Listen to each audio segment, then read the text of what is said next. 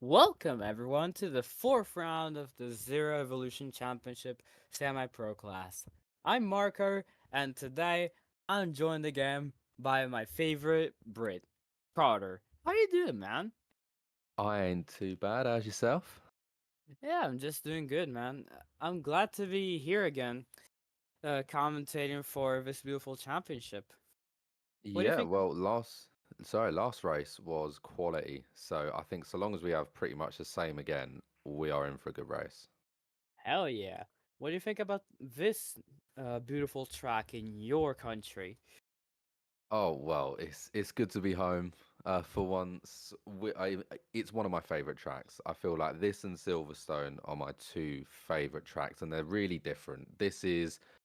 It's not very long. It's quite a short track, but it is full of tight twists and turns that catch people out, curbs that can send you flying. You've really got to pay attention when you're going around it, otherwise you're gone.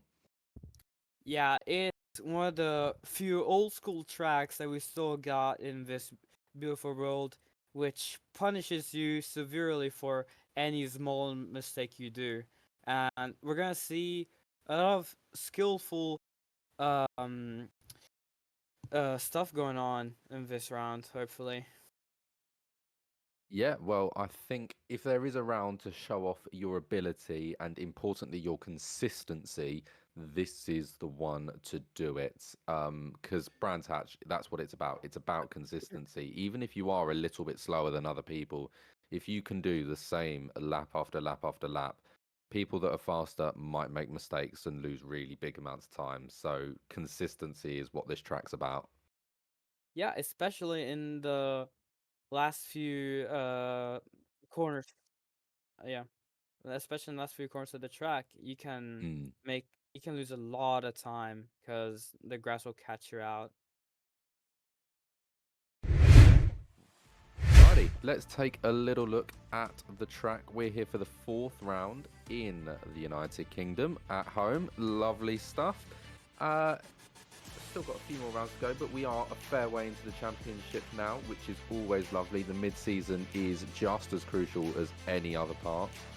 Let's take a little look at the track itself. It is nearly 4 kilometres long with 4 sectors and 9 corners. We'll be doing 20 laps today, and by the looks of it, pretty much dry throughout. So expect the hard tyres completely. Yeah, and this is the midpoint of the season. Previous round results. Uh, Peter Kiss once again won three wins in a row, and Todok got demoted from P2 due to a time penalty with an incident with paint.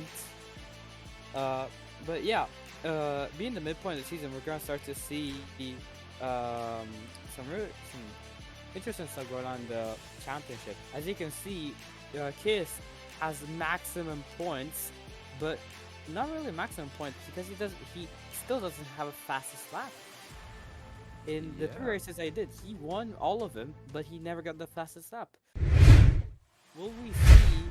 Yeah, I'm gonna let you describe the car of this Oh, champion. well, it's what we've always gone for, isn't it? The M4 GT4, 3 litre, nearly 400 brake horsepower in something that weighs 1.3 tonnes. With a turbo and a top speed of 257 kilometres an hour, it probably won't reach it around this circuit. There's not enough long straights, but that lightweight, high power combination, especially with a low downforce, I definitely think, especially in sector 3 and 4 around this track, through those uphill rights, it could definitely get a little loose, little leery. Somebody's going to make a mistake. I can almost guarantee it.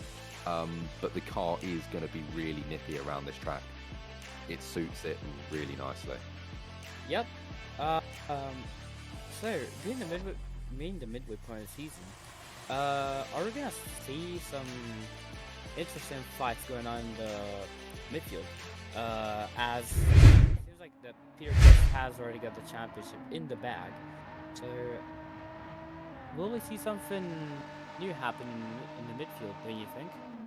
I think with each passing race, people begin to understand more and more that the results matter. if your first race result didn't go brilliantly, it's not too bad. You've still got the rest of the season to go. The second one, similar. Third, you're going to start thinking, oh, hang on a minute, I need to start picking up the pace here. By the fourth, you know you need to be putting in good results from here on out. So people are going to go for bolder moves. People are going to go down the inside a bit more often, and you're going to see people going for something that maybe in the first 2 rounds they would have held back from because they know that they're going to start needing better and better results if they want to get a decent place in the championship. So I always say, as a season progresses, people get more erratic and people get more focused on those numbers and really trying to put it in rather than looking at their racecraft, which is what they should be doing. A lot of people start to think, hang on a minute, if I can go for this move, I might not get it later. I'm going for it. And sometimes you can see a mistake, other times you can see some of the most spectacular racing of the season. So it's really down to what drivers do what, and it can give you completely different results. Yep. And as you say that, qualifying is gonna start. And speaking of amazing racing, uh, it's a welcome return for Rudy, the Zero driver who got a fantastic second at Fuji in a photo finish. And from what I saw in the first 2 rounds, he has a lot of pace, but he has a problem that most drivers have. It's inconsistency. So, Mm. do you think that in his return he will continue on his great form, or will he do even better? Well, if it's a track to try and turn around this inconsistency problem, this is the one he's going to want to have to turn it around on. It's just because Brands Hatch is notorious for its lack of runoff zones. If you have a problem, if you go off the track, it's either grass or gravel. There's not really any runoff around this track, so mistakes are punished and punished hard. Um, but at the same time, if he's got good pace at qualifying, that could put him at the front of the. If you get a good qualifying time, you can be a bit slower because people have to overtake you if they want to get the better results. If you start at the back, then you have to have a faster race pace. So if he can put in one good lap, even if he is a bit inconsistent, just slightly lower the pace during the race, keep that consistency, and just be a defensive god and just not let anybody through, and you can still pick up a good result. People often forget that there are different ways to approach a race. If you know that you're good at one part but not as good at the other, you can set your race around it, but it's all down to what the people behind you and what the people in front of you set their race to as to whether you get a good result out of it. It could quite simply go any way, but you never know. If he's got good pace, then even if he is a tad inconsistent, he might still be able to make it up during those sections where he is consistent. So it is completely swings and roundabouts, and it's down to how many mistakes you make overall, really. Yeah, and this is pretty much a qualifying track because it's so hard to overtake on. And if you qualify in a very good position, then you can have guys that are faster on race pace behind you, but you're gonna hold them off because there aren't really many opportunities to overtake him. And No. for an overtake, you have to really force it, unless the guy ahead has a really bad exit. Yeah, you've got to put your brave face on when you go for a move around Brands Hatch. A lot of the corners are very quick. I know you got the hairpin, but that's an exception to the rule, especially in these last two sectors. They are so quick through every single corner. You can go for a move. As you say, if somebody gets a poor exit out of one of the uphill rights, you can then follow them through and maybe go for a move on the next. But at the same time, you're both trying to go into a corner. These cars are probably going to be doing those corners at about 90 odd mile an hour. So on hard tyres as well, you've really got to make sure that you know what the driver's going to try and do. Because if you two can almost not work together but coincide with one another, then we're not going to have a major accident. But it's about knowing your opponent and knowing what risk to take, especially around a track like this, because it's really difficult to get a move done. Wise words, Carter. As you see, Petsy goes on provisional pole with a 31.8. followed by Lancelot, Paint, Garbin, and Rudy, who did the first final lap. Then it's Pedro Ferreira, Zonas, Isti, who just finished his lap, and it's Haba, who I think had an issue in the last corner. So Petty is still showing his dominance after 3 races. He's not giving up, is he? He knows what he's capable of. Clearly, he knows that he's got that mental confidence at this point. 3 races in, you've won all 3. You're not going into a race weekend thinking, oh yeah, I really need to work really hard and get really well. In his mind, just that knowledge that you're in a strong position, it can put a lot of nerves to rest. And nerves are when mistakes are made most, especially in qualifying, because you've got to nail everything. But when you're a lot calmer, you can make good results, and this is why drivers like Petr will be dominant. Is because and even faster still, nearly 4 tenths faster than everybody else now. He'll just have that calmness in him, and he won't be too worried about making a mistake because he knows that he can pull it back in the race. So, but at the same time, because he's not as anxious, he makes great results. Yeah, good point, man. And his teammate just went like 5th fastest, 32.8 for the pole sitter in the previous round, who had notorious bad luck. As a bit of a flashback, both HRT teammates in Haba and Petty spun in the exact same corner in the exact same moment and lost the first 2 positions. But Petty managed to retake the lead after an incident between Paints and Turok, and Haba struggled until the end. So Haba's currently improving, but are we gonna see Haba steal another pole position? You never know. I mean, it's a lot of work, to be honest. There's a big gap to the back of some drivers. I mean, I'm on board with Pence at the moment, and he's nearly 8 tenths back, and he's in P3. Yes, you can get those results if your lap before just wasn't very good and the next one clicks. It is possible. But it's a big gap to close down. Pet has put himself in a really strong position at the start of this race, at the start of quali. Yeah. And we've already done half of qualifying, and Haba goes 3rd fastest, just that one bit behind Lancelot, 11 milliseconds separating the 2. And Subatami just went out on track after missing out the first 5 minutes of qualifying. That's interesting. We got all 10 drivers on track now. Let's go. Lovely. This is an increase in drivers, isn't it, from our last race? We had I want to think 9 or 8 from last time round, so it's always nice to get some more drivers in, increase the competitiveness of the grid, and overall we are fair way through quali now. We should be. Most drivers will have 1 or 2 more laps, I reckon. A push. Yeah, apart from Subatami, who's about to start his first qualifying lap, everyone has done at least 1 quali lap that counts. And right now, yeah, we're 7 minutes into qualifying, and Petty still setting the pace. Garbin improves by a little bit. Petty does a 31-1, 4% dominance. And what have other people got for him? Probably, Jonas, 32.4, 5th fastest. Haba improves 31.9, and that's a front row momentarily for both HRT cars.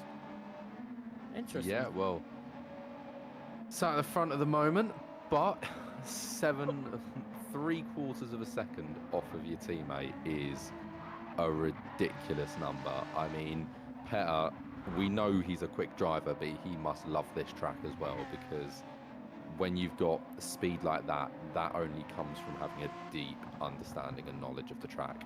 he may be a quick driver in general, but he clearly knows this track inside and out, and he knows every little part to get every inch of that car's speed out of it, and he's put it perfectly on display, which, I mean, fair enough. It's great ability. Quarter of a second knocked out of that, though, through Sector 2, I'm pretty sure, for Harbour.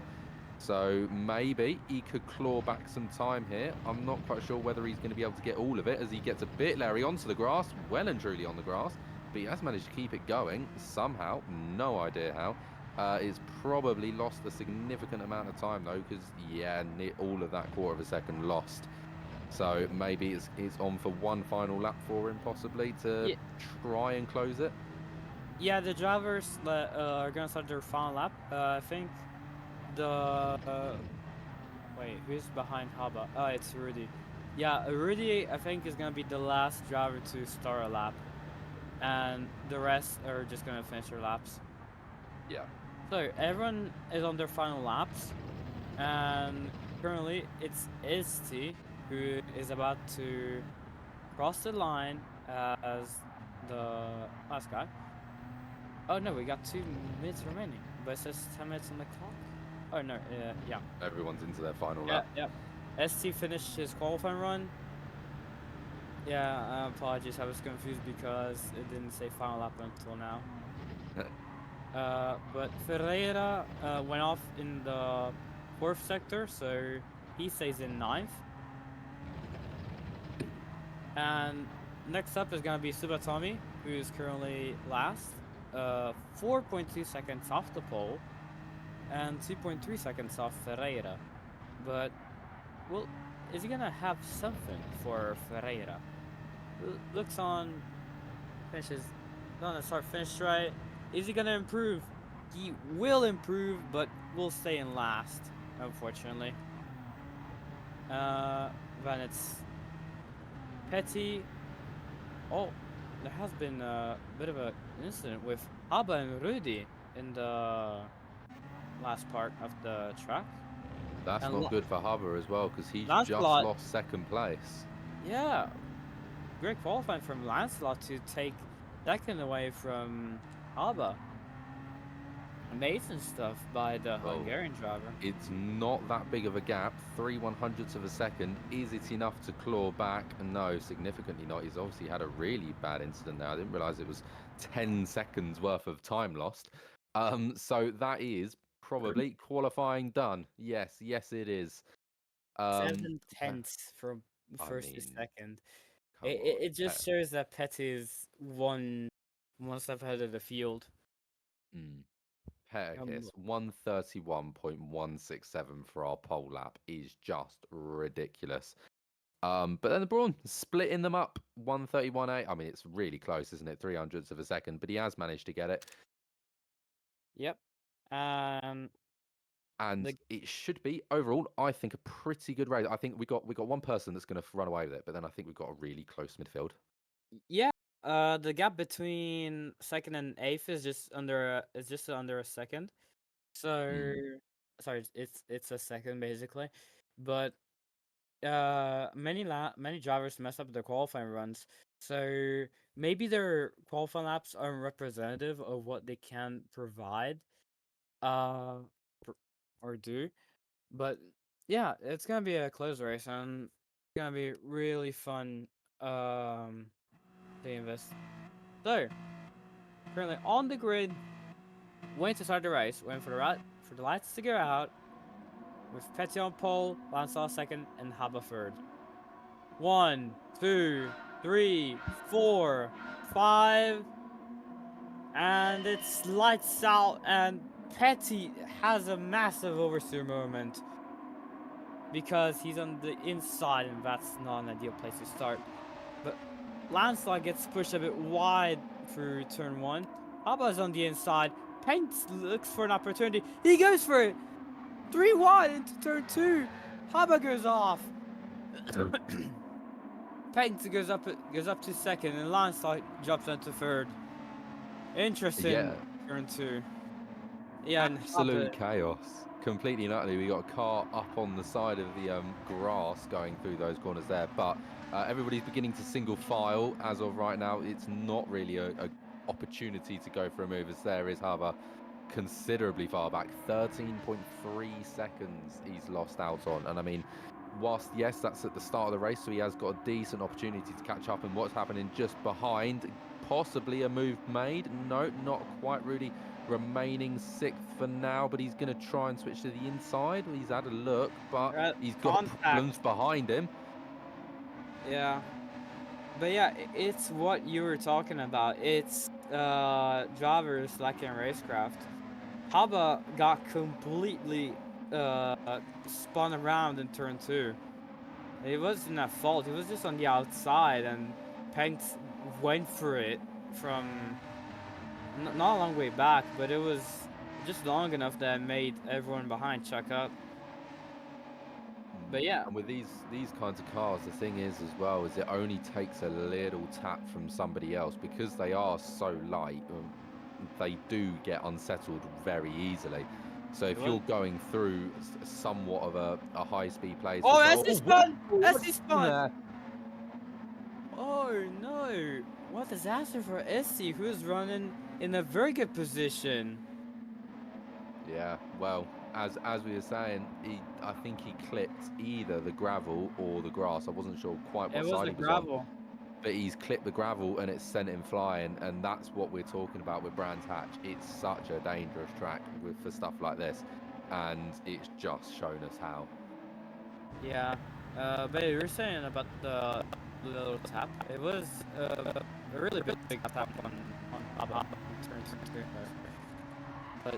I was looking primarily towards more the back of the field, but let's have a all little look. We got a replay of it as of right this second. So Hubbard's sat in the middle, and yeah, just coming in a little bit too quickly, and just catches the rear right of Hubbard, and that sends him soaring into the side of the wall. And oh, he's round again at last corner. Yeah. Sorry, no, Not the getting last himself corner, back but going he again. No, it got wasn't. damaged. He got damaged. Rear bumper damage and front right suspension. Yeah. Right, so we got a replay of Hubbard's first lap incident here. So he gets slightly better than the Brawn on exit, but very poor in braking. Slightly clips the Brawn, and then, yeah, absolutely no chance. He just gets spun round. Yeah, it's a difficult one to do much for at the end of the day. It's just tough luck. Yeah, it's unfortunate on Haba's part because he has shown this season that he has the pace to do something, but he's never had the chance to prove it. Like, his results might look bad on paper, but seeing how he did in comparison to his teammate, like qualifying and overall race pace, Haba has been one of the fastest drivers in this season, but he hasn't Yeah, been able to prove it. yeah, he's one of those people that if you just look at the results, you wouldn't think he's all that spectacular. But it's important to check then actually watch a race. And when you watch a race, you see the quality in some drivers and the fact that it's just their luck that causes them such problems. And I mean, I think he's just a perfect case of that. In that, Yeah. if you watch the races, you understand why the results aren't right. And Lancelot goes up to second as we speak, because Pink's got a really bad exit out of the penultimate corner, and that puts Lancelot up to second. And Jonas is going to get in the mix, trying to get another podium. The fantastic Czech driver is trying to take another podium home. So yeah, just seeing a replay of that move, and it's just lovely outside of him. And I think he left a bit of space, and I think he knew it wasn't really his battle to fight there, Pence. But at the same time, it's a cracking move, and it's a good point of Brands Hatch as well, making the most of opportunities, and he's done so, and he's got himself second place. So fair play. yeah, so the positions are pretty much the same from the start, apart from Haba being last. But Rudy has also jumped up a place. He was 7th and now he's 6th. um, just under a second behind Gabin, while Jonas is about half a second from Hengt as we speak, and Petty is, well, he's already he seems like he's already won the race. 3 Yeah, he seconds has. ahead of He has Lancelot. wandered off a bit, hasn't he, into his sort of own little land. But it's not a major gap. It's a couple of seconds, but at the same time, a couple of seconds can make such a huge difference. Four and a half, basically. Yeah, I And mean it's crushing. Even like if you look at the lap counter, mm, consider the lap count, consider the lap number, and consider the seconds. But as you see, Jonas outside of Paint going into turn one. Jonas is gonna back out of it, and Paint is gonna keep his position for now. But it's Jonas gonna move it on the inside. No, Paint goes a bit wide. They touch, but no one spins, and they both keep their positions. So yeah, fair game. they're lucky to have gotten out of that one alive. It is completely luck of the draw, especially on Gran Turismo 7. It can be quite luck of the draw as to whether a tap is just a tap or whether it's a complete and utter spin. But yeah, coming into contact with anybody, it is complete luck of the draw sometimes as to whether you're going to be able to continue or whether you're going to have a nice interaction with the wall. Luckily, they're both driving, they're both still in great positions, and hopefully the next time they do clash, we don't have quite as much contact and possibly an half decent overtake. Yeah, but yeah, as I said, I think in the Oh, we got a briefing. yellow flag. Oh, you got yellow flag. flag. Oh, it's Who's that Rudy. No! Rudy has spun. He's got damage in the rear. Ah, What that's happened? heartbreaking. Let's take a little look. Here's a replay. Got onto the grass and it just sent him across the track and into the other side of the wall.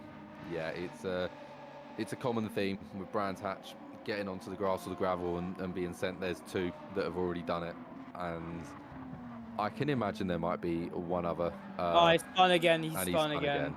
Ah, displaying frustrating. exactly the same thing, Oh, it's and so that is just frustrating. that's his day made even worse. Yeah, so frustrating. We talked about in qualifying how Rudy could have done better. Because he showed a lot of pace. Unfortunately, this race hasn't gone to plan. Already 6 laps in. Unfortunately. Yeah. Commentators Well, first. the race is ticking by quickly, isn't it? We're getting a lot of action, even if some of it is people making mistakes by themselves. It's something to talk about and it's something to watch, so we're all here for it. These two have stayed immaculately close to each other, haven't we? The fight for third, the fight for that podium position is still raging. They just can't quite seem to find a place to overtake, and this is the thing we were talking about. It's going to be down to mistakes, and it's going to be about making great opportunities of possible moves. And I mean, it's just on display that he's stuck to the back of Pence, but he just cannot seem to get past. Yeah, but Jonas seems quicker, so we might just see a move pretty soon from the Czech driver. As you see him in the start-finish straight, closing up on Pegs. Less than 3/10 separate the two of them. But Paint still holds onto the position. But Jonas goes even closer and closer, and they both go into the gravel. Jonas lines up on the inside. They touch! Whoa! Big collision there. And I think maybe either slightly too late on the brakes for the Czech driver, or he wasn't quite expecting Pence to brake that early. But either way, he's gone straight into the back of him at speed, and that has sent Pence completely into the shadow realm. We'll take a quick little replay of it here, just off board of the drivers. And look, they've both clipped the gravel, so both make the slight mistake there, and I think it's slightly late on the brakes that's caused that, and just slightly overestimated the car's ability to stop, and he's just gone in at a bit too high speed, and his contact's been made. It's a shame to see it happen, but it is a common part of racing. Yeah, but another thing, Ferreira is up to 5th. after having a very bad qualifying, he's already in a very good position. Yeah, Yeah, minor praise he's time. been very well. Yeah, and I spoke to him in the briefing before the race, and I knew he could have done a very good result. And I hope he keeps this place, because he showed promise this year and season, and I really want to see him do well. So yeah, uh, so Garbin is up to fourth because of this. Uh, And ST and Subatomi seem to be heading towards a battle, as ST is more than a second quicker than Subatomi per lap. So we're gonna see a possible battle going on here, as Yeah. ST goes closer and closer, corner per corner, and Subatomi Whoa! slides. That is not what you want to happen, is it? Just once again getting slightly too much power on the Oh, exit, he and he spun again. goes round again, exactly the same. And I think Yeah. maybe Oh, maybe slightly that's that's hot interesting tires from the rejoin. spin prior. Yeah. He's got slightly hot tires, and it's just gone round again. It's so easy, especially after a mistake. You're desperate to try and regain some of that pace, and you can just make the same mistake again and again. Luckily, I think he's now back on track for good and getting himself going. Yeah, E9. he is.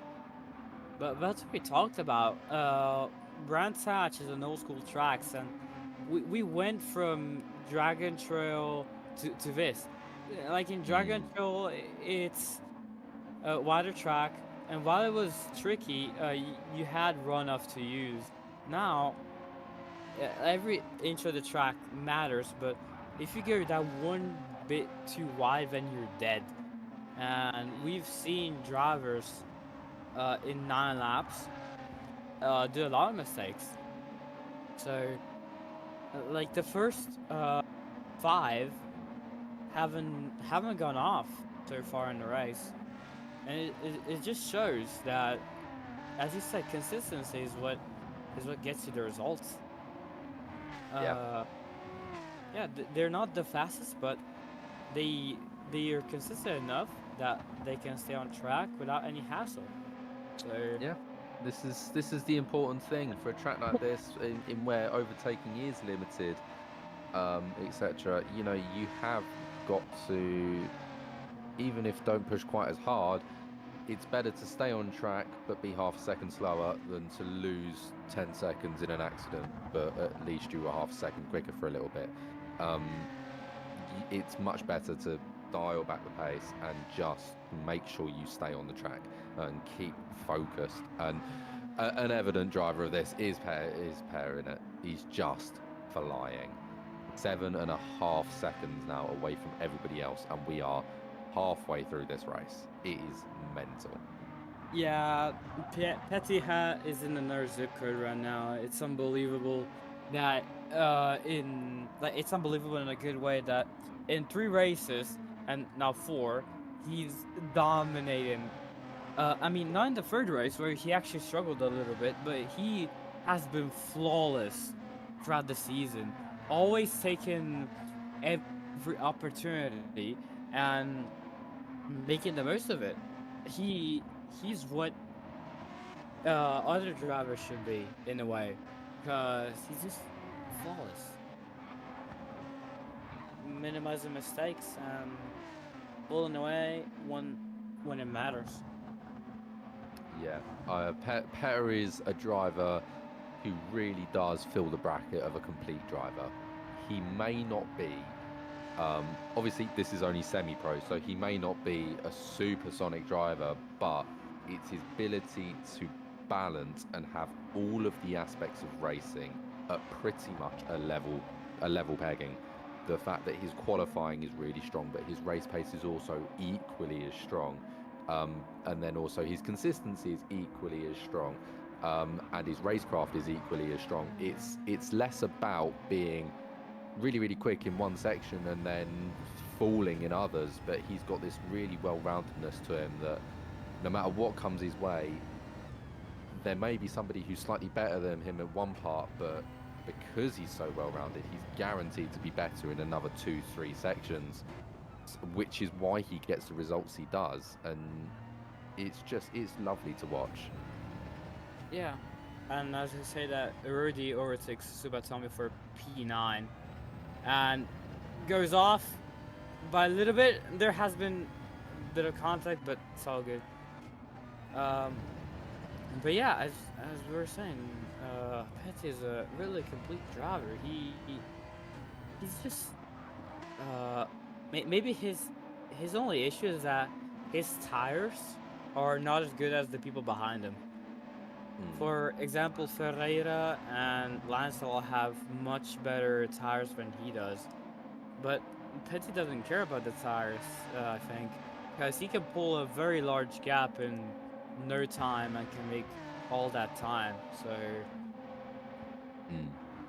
And we know that even if he does begin to lose time at the end of the race, he's well aware of the fact that he might lose time towards the end of the race because his tyres aren't quite as grippy, but at the same time, he knows it's not going to be anywhere near enough for them to close down and then overtake him at Brands Hatch, because that's a really tall order, and we've got 10 laps of racing to go. So he's got this great knowledge that, look, I can really push in this first stint, get away, because that is probably the best strategy for him. And oh well, if he takes a bit of tyres as a punishment, we know that he can cope with worn tyres because he's got that natural ability to just control the car no matter what. I know we saw a mistake last round, but I think that's a bit of an exception to the rule.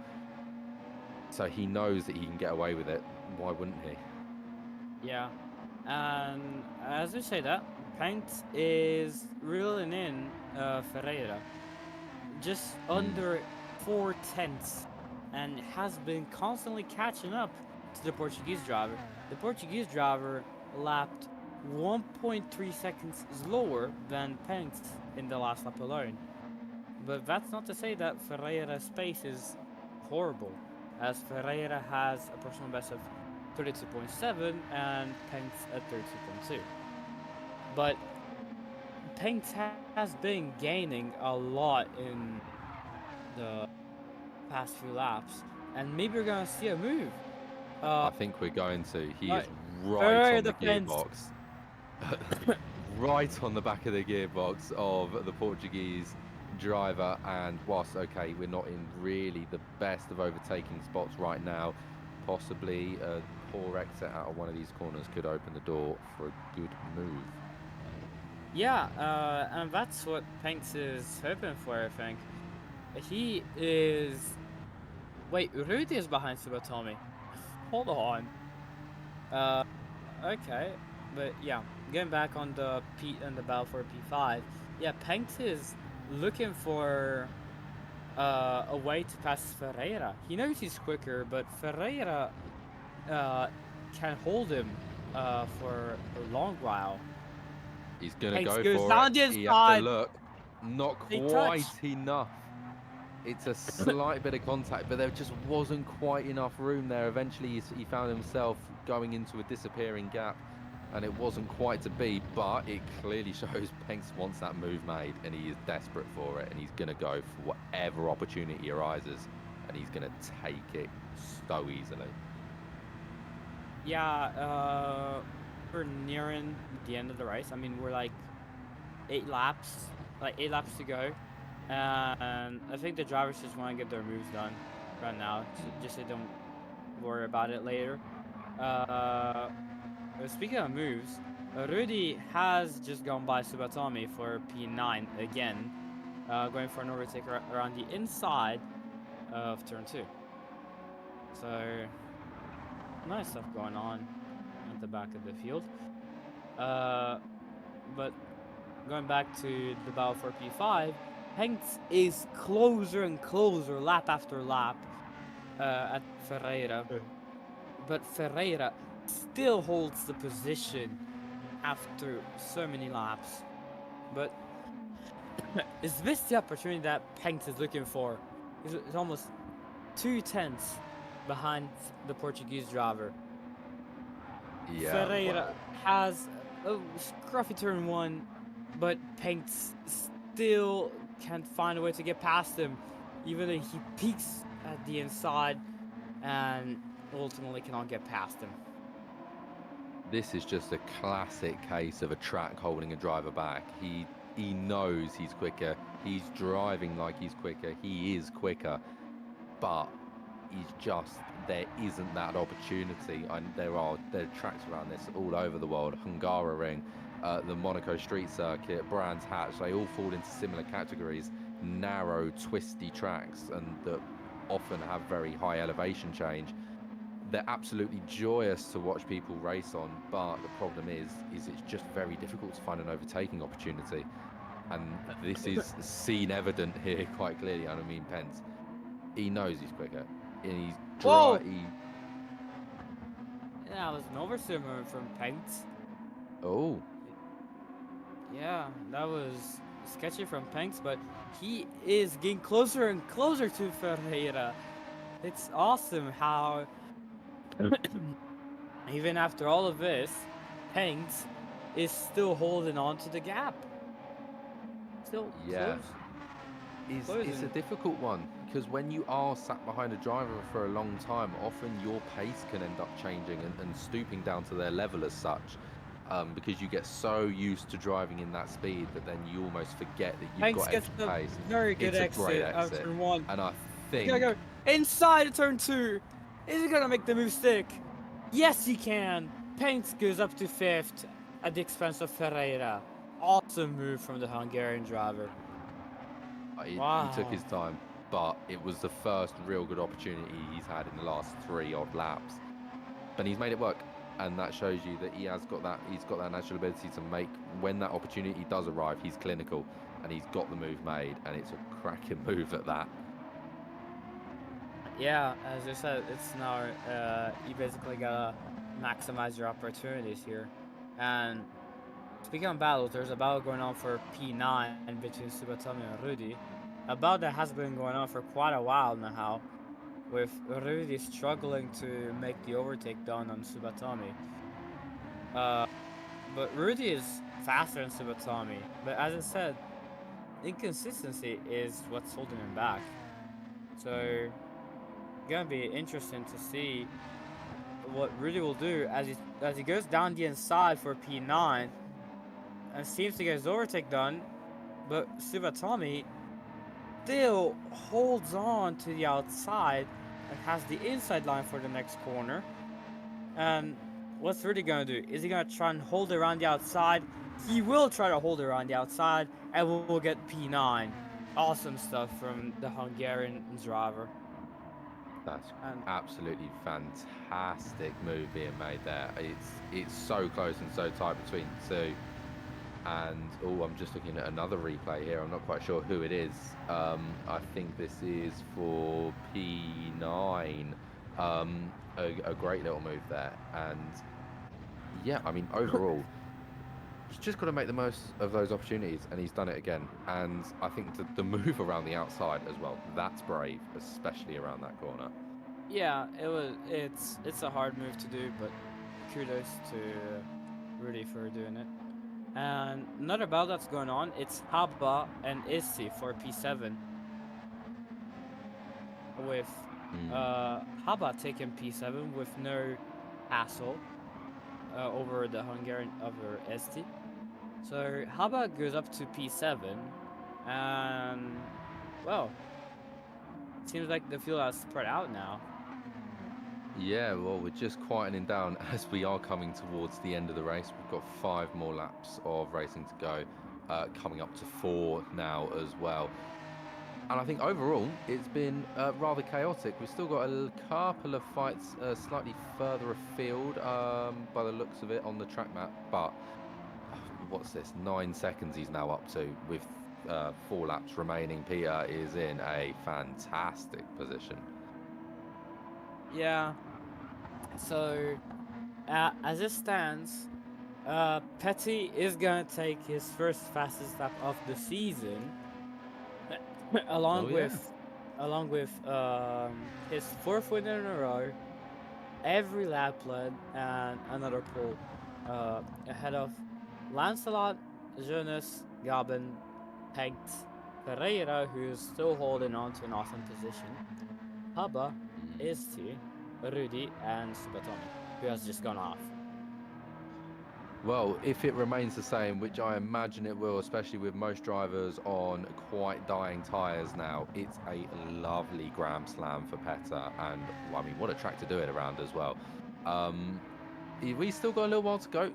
Don't judge a book by its cover. He's still got a bit of time that he needs to just keep his head and concentrate on.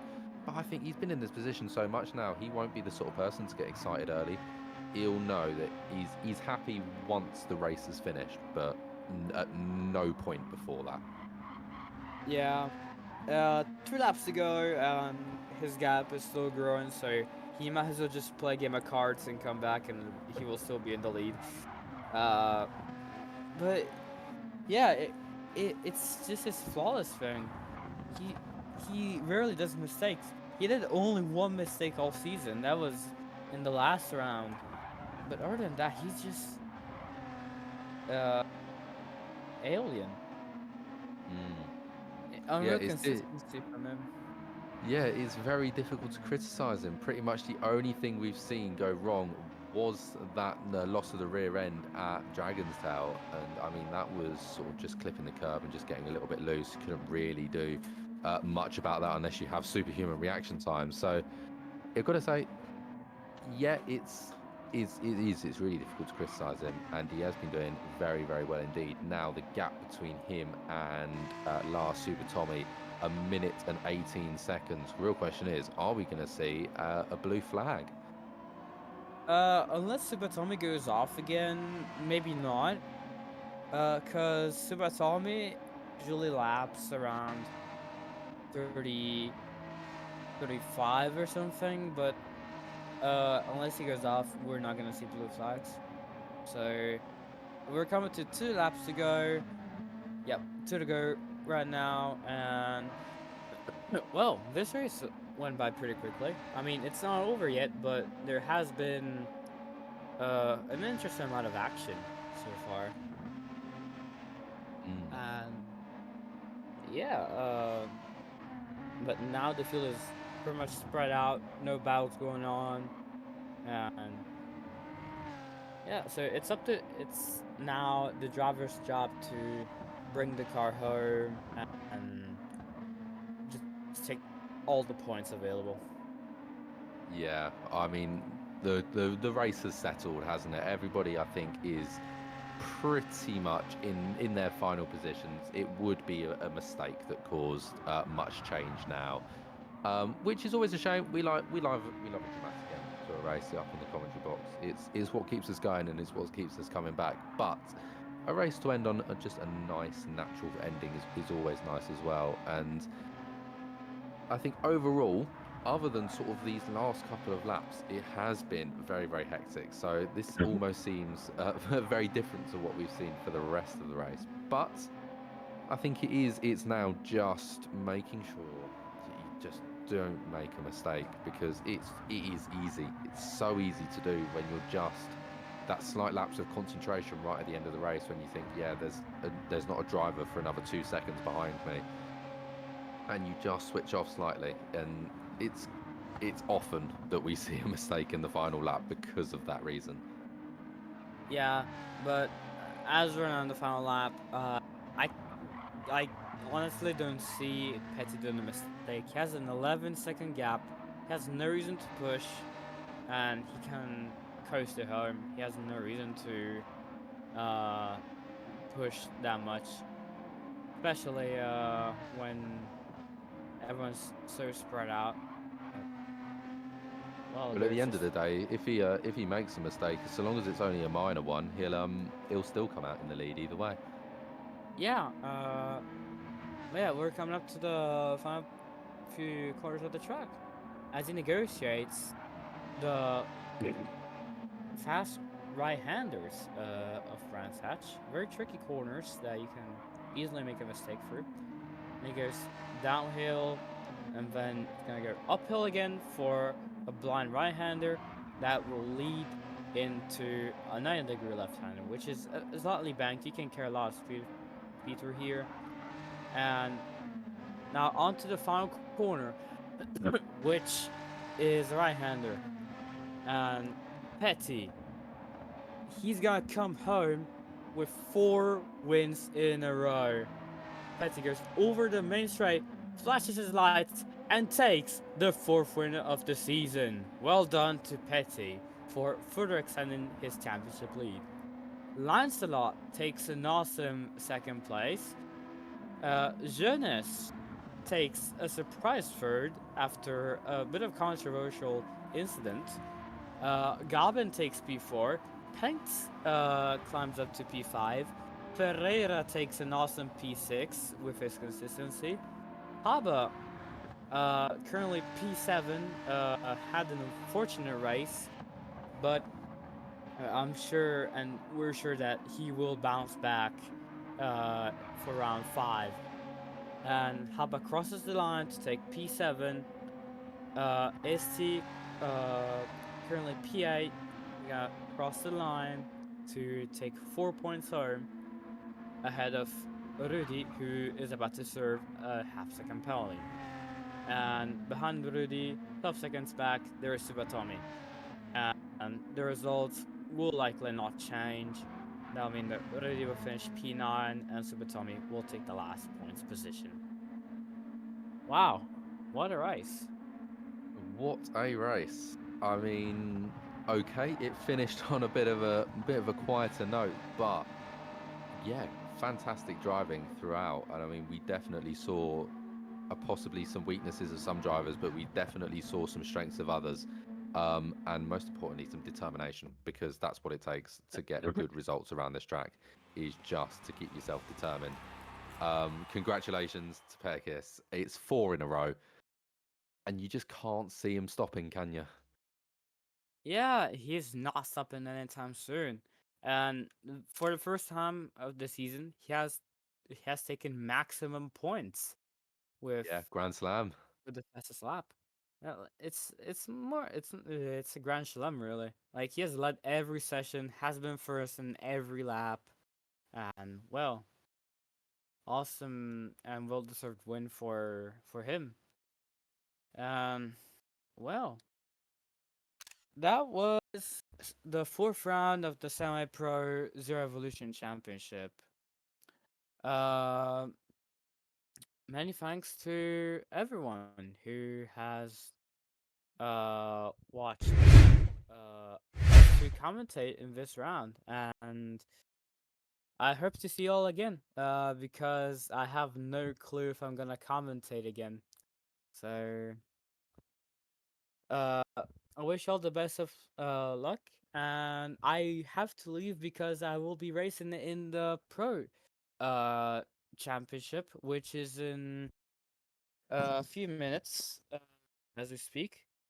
But yeah, it was really fun, Carlos. Yeah, that was very good. Thank you all very much for watching, and you'll definitely be seeing me next week. Good Yeah, night. but don't leave yet because Don't leave? the No? stream is not over yet.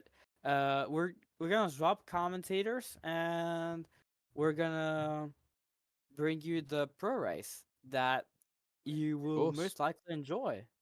They get underway in 10 minutes' time, so you haven't got a long to stick around for. We obviously aren't the commentators. We do have another 2 commentators. They'll be joining you in just a couple of minutes' time. But for the semi-pros who only come here for the best racing in the semi-pro division, hope you've enjoyed, and we'll be seeing you next week. See ya.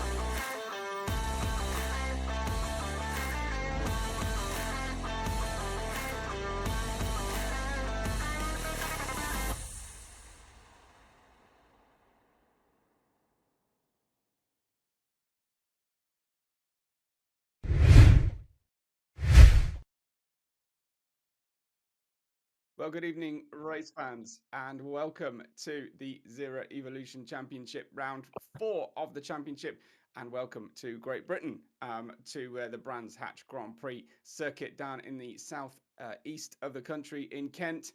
And we are looking forward to seeing the full Grand Prix circuit here. So we're not going to use the IndyCar circuit.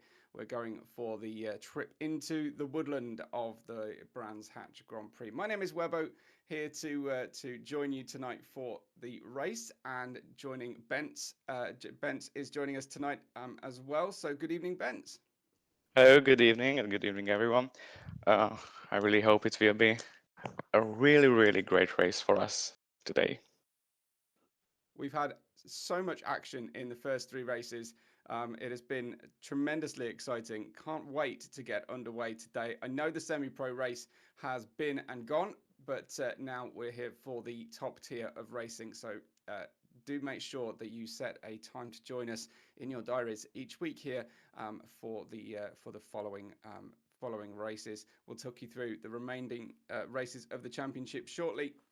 But for now, it's all about Brands Hatch Grand Prix circuit, and make sure that you're following us on the various social media channels at the bottom of the screen as well. And you've followed and shared the broadcast ready tonight as well. If you're joining us live, do join in as much as possible. Tell us who you're here to support, and make sure that your voices are heard.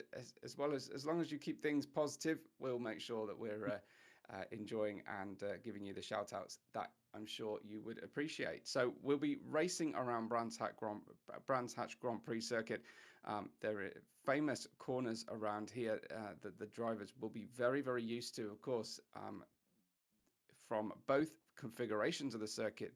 The Paddock Hill Bend, first of all, as the blind apex drops severely downhill. And you end up with a blind apex as well. Very easy to miss off and run wide before the long drag towards Druids. And we'll take you through the rest of the lap once the cars are on the screen. Coming up next, then this is the 4th round of the championship. As you can see where we have been already, and then we go through to Monza on the 12th of November.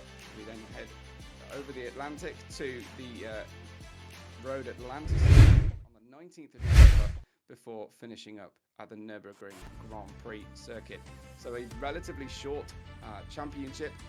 You've got to make the most of it here and really go for it. As I said, though, in the county of Kent, in the southeast of England, this is a 3.916 kilometre circuit divided into 4 sectors unusually. We will go for a 43 lap race, 44 including the formation lap, which will be a rolling start.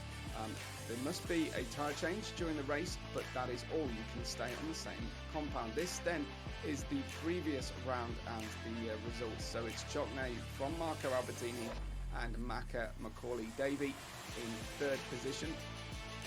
Michalides, Kolos Hodrowski and Margon Payot completed the top 6, and this is how our championship looks at the moment. Marco Albertini took the lead of that championship then on 61 points from Michalides on 56, who had a very uncharacteristically quiet race around Dragontail Gardens.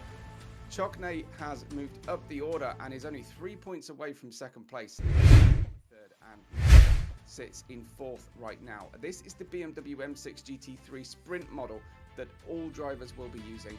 This is a spec series, but this is the BMW M6 iteration of the championship. A 4.4 engine with 584 horsepower, only 1,300 kilos for a GT3 model, and is turbo aspirated. As you can see inside the cockpit, very unusual steering wheel configuration. Almost reminds you of the Brands Hatch Indy circuit, actually, doesn't it? That steering wheel. And again, another nice shot of the area. Before we look at then the safety car as well, that will feature at the start of our races. That is the M4 safety car, 3-litre engine, 425 brake horsepower engine, and a slightly heavier 1,500 kilo. Also turbo, and will make a higher top speed. So down the Pilgrim's Drop and the longest straight, the safety car driver will just have to keep their ambition in check and make sure they don't reach VMAX, because the rest of the drivers will struggle to keep up. I think it might be Bentz in the safety car, or it might be Ballas. I'm not entirely sure, but we will keep in touch with them, and we'll get on track now and join former winner, but dropping down to second position in the championship now, Michaelides, on track and heading through the final two corners. Clearways and Clark kind of blinking, you missed the kind of the transition between the two corners, but they're very important to set up the run all the way to Paddock Hill, which is one of the top overtaking opportunities. The long Grand Prix circuit, and there you see the treacherous conditions on the edge of the circuit as he hit the gravel going through Paddock Hill. Very easy to overestimate how much speed you can carry through. But that long run in the forest is very difficult to make an overtake, because the turns just don't feature fantastic braking opportunities into those sections of the track. Well, we join then Michaelides on board, and maybe Bentz, you could just guide us across this circuit. I mean, he has just had a very large win on the circuit. I think he's warming the it tyres. was short, yeah. But The worst moment to join us. Maybe we'll find another driver. what a historical track, and what a huge honor to them, to these drivers, to drive around this track. As we can see and as we saw, they use every millimeter of the track and make the 110% out of it. And maybe we can see a full lap on board.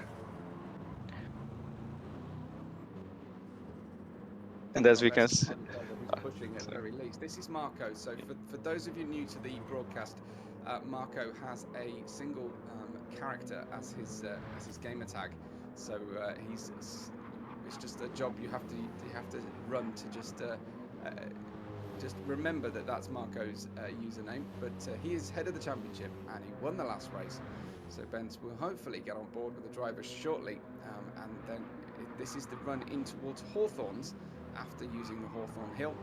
This is Payor then in the strikingly bright green BMW M6. As we're 1 minute into a 6-minute qualifying session, the drivers are going to have to really get on with this, Bentz, to maximise their opportunity. yes, it will be maybe 2 shots clearly. The drivers have to give it everything in these options, because there won't be too many options. It's not a 20-minute qualifier like in Formula 1 Q1. 6 minutes, and this includes the outlap, so you have to be ready with the tires and with yourself fully focused. And as we saw in the championship standings, it's a really tiny gap in the first 4 drivers, maybe. Therefore, this section and this part of the championship can decide if you can keep it the fight for the championship, or you just lose it. So therefore, we saw Marco on board. Beautiful apex, really nice line. Early on the throttle. Out of the Surtees corner and heading down Pilgrim's Drop before going towards Hawthorn Hill. You may get some overtaking opportunities here into Hawthorns, but it's only a gear or 2 down, Bentz. It's not a great opportunity here to really push. It's really hard to overtake here, so you have to give it everything in this overtaking opportunity. Maybe in turn 2, maybe in turn 1, but in turn 1 it's really risky, and you have to be really sure you don't cause any damage to the other driver. There's a great rhythm that you can generate through the second half of this circuit. Certainly tends to be through Westfield, Dingledale and Sheen. You tend to just drop 1 gear, and then you've got to be really on your toes for Stirlings, because it comes upon you very suddenly, coming out of Sheen Curve, which is a blind apex, and then you get into Stirlings, very easy to run wide, and this track is very punishing as well, with all the gravel and grass on the exit of this corner's bends. Indeed, and as I told you, this is 1 or 2 main push lap, and as we can see, there are so huge gaps. Half a second in the lead for Michaelides Máté again, and the second place Csoknyai Bertalan. But as I saw in the early standings, there were so huge gaps. Maybe Shaldad is also around a second behind of Mihaly Desmate, so it will be really, really interesting to see what these guys can pull off. I think Michalides at the moment is on a cool down lap. He seemed to allow several drivers to run through and past him. So we'll just have a look at Chongnay, who is half a second off the pace at the moment as we use this unique Gran Turismo 7 Apex camera, I like to call it, because it moves around with your eye line. It can be quite an engaging corner. Now this is the Sheen curve I mentioned earlier before then heading into Stirling's, which looks wide open but actually tightens up at the second half of the racetrack. There you see the yellow chevrons indicating where the drivers will take their off-throttle penalties if they're given, and then the clearways corner is much more open than in the Indy circuit, which clearways can often be a good excuse to have a little bump and run move on your rival going in. And here we've got a little replay then of Yeah, perhaps an off-track moment. yeah, it was a bit sketchy, and we saw it on board. It wasn't ideal, and as we can see, he couldn't improve, but he has one more shot, or maybe two. Absolutely. Well, with 4 minute 45 having elapsed on the 6 minute timer, the drivers are going to have to get on with it. They obviously have to use the soft tyres. They can, if they want to, use intermediates and wets in the in qualifying, but they'd only do that if it were raining.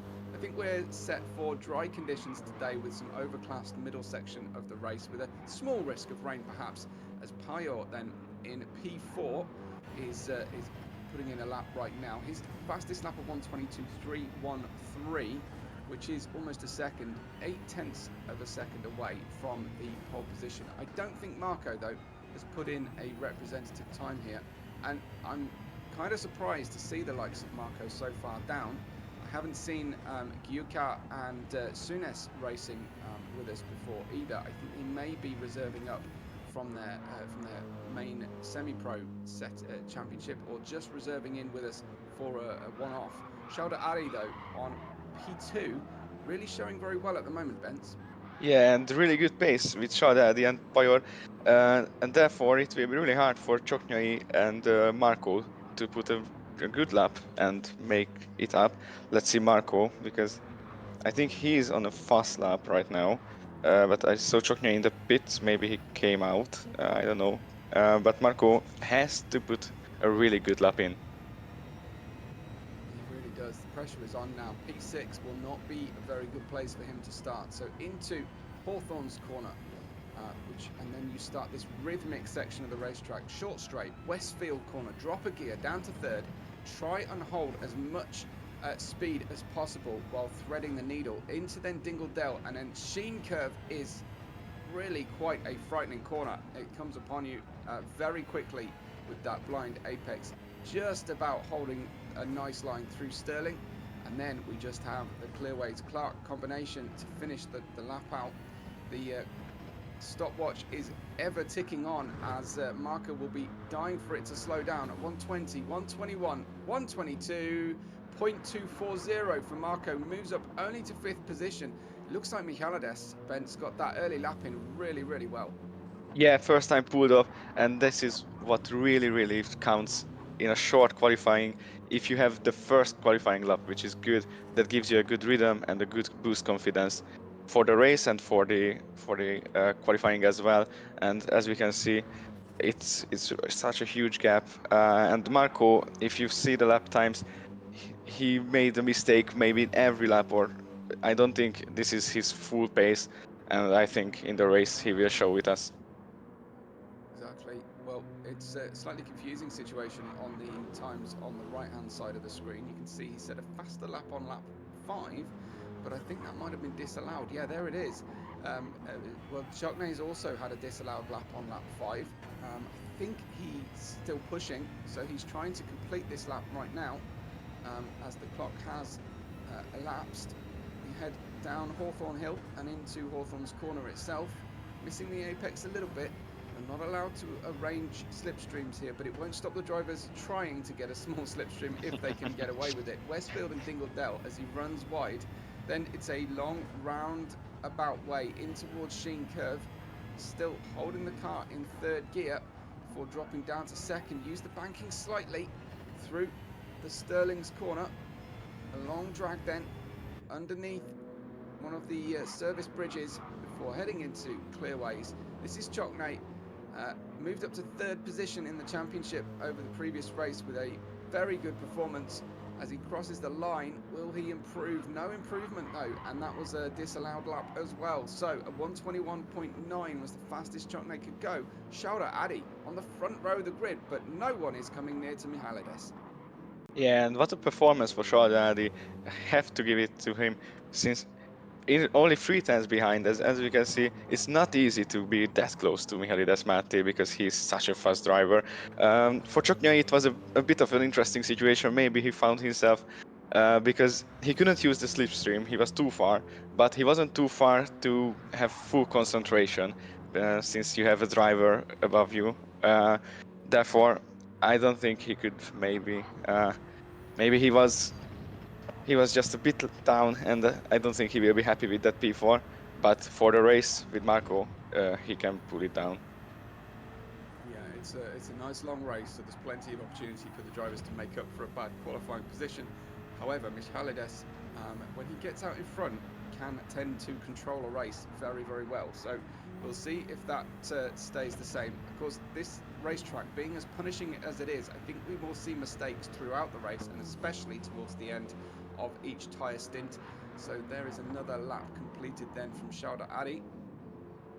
We run through with Payor in third place. Another good performance. He's really picking up the pace as we work in towards the middle section of our championship here, and is outperforming his earlier attempts. Pretty strong wind here, Bence. How's that going to affect the drivers, do you think? Yeah, we see it 7.4. It is really, really risky, and it will be really hard for the middle section where you have to give it a good rhythm every corner, because if you lose one corner, it will affect 3 or 4 corners in chain. Therefore, you lose a couple of tenths, and as you can see, many drivers make mistakes already in qualifiers, and one of the big reason is the wind, and therefore, in a 43 lap race, it will be really hard to not make any mistake. It's such a hard thing to do for the drivers. Definitely. It looks like it's going to be a tailwind heading into Paddock Hill and into Hawthorns. So that is going to upset the car balance quite a bit. Usually you want a headwind into an overtaking corner to stretch the braking zones and try and work the front of the car. This though is going to make the rear of the car light going into Paddock Hill and into Hawthorns, possibly even into Druids slightly. We're going to get a little replay here of Marco's best time. He put a near 4/10 of a second improvement, over 4/10 of a second improvement. That will move him up now into P3. So looking a lot more healthy now for Marco, and you can really get in amongst the fight when you start in P3, Benz. And it was such a huge thing to do because, as you mentioned, if Mate gets pole position and he starts the race and pull it off really well, you can't catch him. Therefore, it is really, really important to keep as close to him as you can, and just use the slipstream, use every bit of opportunity you can, because right now Mate is the man to beat. Definitely, certainly in qualifying, and actually Marco only 38 thousandths of a second away from Shauda Adi as well, so right on the pace of P2. Payor a little way off pole, but 1/10 of a second only away from third as well, as he looks to try and improve his situation here. We have then just a few remaining laps of qualifying left to go. Let's see, we've got the current standings then. Michailides, Shauda Ali, Marco and Payor, then Chokne, Podruski, Gyukar and Sunes are all top 8. I think we've got more than 8 runners. Yeah, But, 10. As I see, we do. it's maybe 10 positions. The interesting fact for me is Mihaly Mati, since he pulled off that first lap, but I'm really curious to see what lap times did he do. Is he real close to that, or was that a one-time wonder? Yeah, absolutely. Payor went off the circuit there on the way down towards Clearways, so this lap won't be any good for him. What about Chokne, who it's been a long time since he has set a personal best. And we run up downhill and then uphill again into Hawthorne's corner. And now he's only a small gap away from his best time so far over the Westfield corner. And then we wind right before then having to brake almost and turn the car at the same time. A little touch of trail braking to get through comfortably, and he's lost a little bit of additional time here, but I think that delta is to the leader, so Chokne could be on here to try and leapfrog Payot and possibly even Marco. Chokne needing to get the better out of this lap, runs very wide out of clearways, just holds the car enough onto the tarmac, crosses the line and doesn't improve in the end, stays fifth. So Chokne still stuck in that starting position. His teammate Shauda Adi on track now and sets a personal best sector. Bence, take us through it. Yeah, and as in Chokney, it was the second section and the middle section where you can make or break a lap. And as we can see in Shaldadi, it didn't went quite well. I mean, we can understand him. It was maybe his last lap and last opportunity, and you have to make it 3/10 of a second, which is really hard in such a short track where you give it absolutely everything. So he had to try it, but didn't pull it off. Pushing hard, and that's what you want from the drivers, especially once they've got their banker lap in. We join then Payot on his final lap as he runs through the Druids hairpin. It is actually faster and more open than it looks on the track map, Druids. It's actually, I think they should pinch the apex of that corner and widen the entry to try and encourage more overtaking. Kalides has gone into the pits. He will do no more defending of that pole position and ran the car right low on the fuel limit as well. So let's see where Payot's second sector is. Well, it's 3.5 tenths off. That means he's still potentially up on his potential starting position of fourth, but he needs to gain time now in his next two sectors, and it did look like that was a little bit slow as Chokne seems to be just bringing himself back towards the pits, not at strong speed. And there you go, once Yeah, again, a wheel on the grass uh, and a big wiggle from the car. exactly, and this won't be any better lap time, unfortunately. Let's see Hotuski Kolos, maybe he can pull it off last. As we can see, if this lap time, it won't be any better than the 22.3. The wind has dropped by almost an entire meter per second here as Hodruski stays sixth. Panyahun is in ninth at the moment. No other change, it seems, at the head of the field. Looks like that is our qualifying session done. Michalides from Shauda Adi and Marco appear to be our leaders to run through here. And then remember, we will take a safety car start. So we will run through a formation pace lap underneath the safety car. Safety car will then pit in, and Michalides will be able to control the race start as he sees fit. And you'll see race control give out the instructions as to when we get the green light and when the drivers should head into double file setup, left and right. But Michalides should have the inside line into Paddock Hill, should be able to survive this one, and he's earned it, Bence, by putting in a fantastic lap out there in qualifying. Exactly, The what very a lap. first lap, first fast lap in lap And two. yeah, and Didn't as even we get near see, it. yeah, and as we see, maybe then his last, first and last really push lap, since that was 1:24.7, 21:4, sorry, and the 22:4, and after that, no 22s, no 21s. So he was just chilling through that qualifying session after the first push lap, which was more than enough. It was such a huge lap, and yeah, it made it through 3/10 of a second ahead of Shaldadi, who made a really good qualifying for that front row. Okay, so we will confirm the starting positions for you shortly. But you can see right of screen, Michalides, Shauda Adi, and Marco from Payot, Chokne, Hodruski, Gyuka, Sunes, Panyahun, and Rudy. You're starting. But really, nobody got very close here to Michalides. 0.3 of a second was the fastest of all. I should say Rudy is the safety car driver to date, so will not be taking part in the race. And we have a slightly differently coloured safety car as well. Green and gold seems to be the order of the day here for that safety car. But we will be underway for you. The wind again dropping slightly, but it still seems quite strong, at least to my eye. And again, a tailwind into the predominant overtaking opportunities of Paddock Hill, slightly crosswind into Druids, and then another a tailwind back through the Hawthorns corner after the long Hawthorn Hill run. And we'll be underway for you very shortly. Don't panic if all the drivers stay still and wait for the safety car to run through and pass the rest of the drivers, because they are there to control the race for us. One of these days, Gran Turismo will organise will save your screen settings when you come to spectate the race. But for now, we have to reselect our settings every single time. And there you have, well, Rudy kind of getting a jump start, really. There, What a start from Rudy. Yeah. But it's all good. It's all fine. I'm sure we'll get a drive-through penalty or something for the safety car. Which will be very interesting. And black and white flag.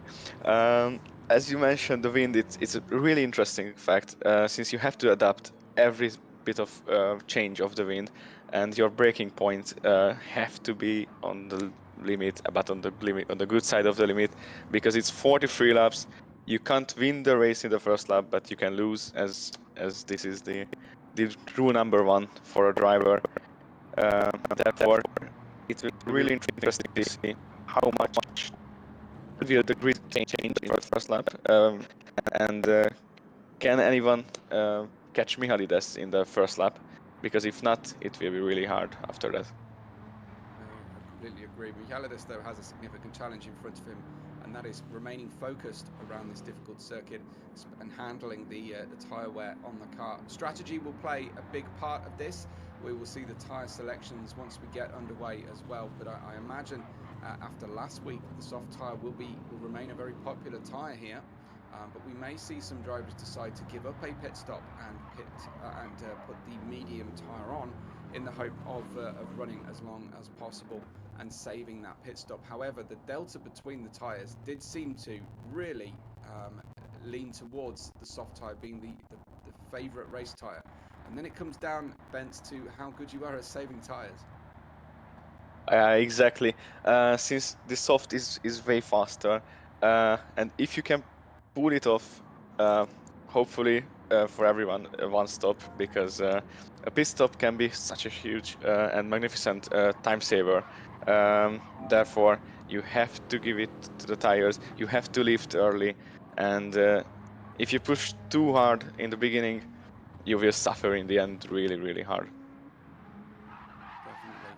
Right. Well, the safety car driver has continued his pace. Michalides has managed to pull up now. Must also mention that we have a teams championship happening here, and we have 4 different teams in the top 4 drivers. But Chokne and Shauda Adi are the closest teammates here at the start of the race. Shauda Adi just getting ahead there slightly of Michalides. We'll allow that for now, but he won't be able to run too far ahead for too long. He should be slightly behind Michalides as they go to cross the line. Michalides being very, very aggressive on the car to try and generate that heat in the tyres. It may be that he's decided to put mediums on, and he's really treating them hard. Green light, and we are underway then for our race around Brands Hatch Grand Prix circuit. Michalides has given up the lead slightly on the timing page at least, but he holds firm on the inside line. Great start from Chokne up to 3rd, and Michalides is having to go fully defensive as round the outside goes Chokne's teammate Shauda Adi, and he cuts back just across the nose, just holding on as Michalides then of course gets the fastest first sector as they run into the Cooper corner and down the Cooper straight for the first time. And it is Michalides, Sauda Ali, Chokne, Payor and Marco with Hudruski in the bright yellow machine holding firm in 6th position, and lots of drivers, Bence, getting out on that grass already. Yeah, and what a start for Chokne. P5 to P3, and Marco they swap place. I don't know, the green light session and the green light message was so good for Chokne. He was on the gas in the millisecond. And as we can see, Shaldadi get a better green light than Michailidis Mate, but the inside was for Mate, and Shaldadi couldn't have any chance for an overtake.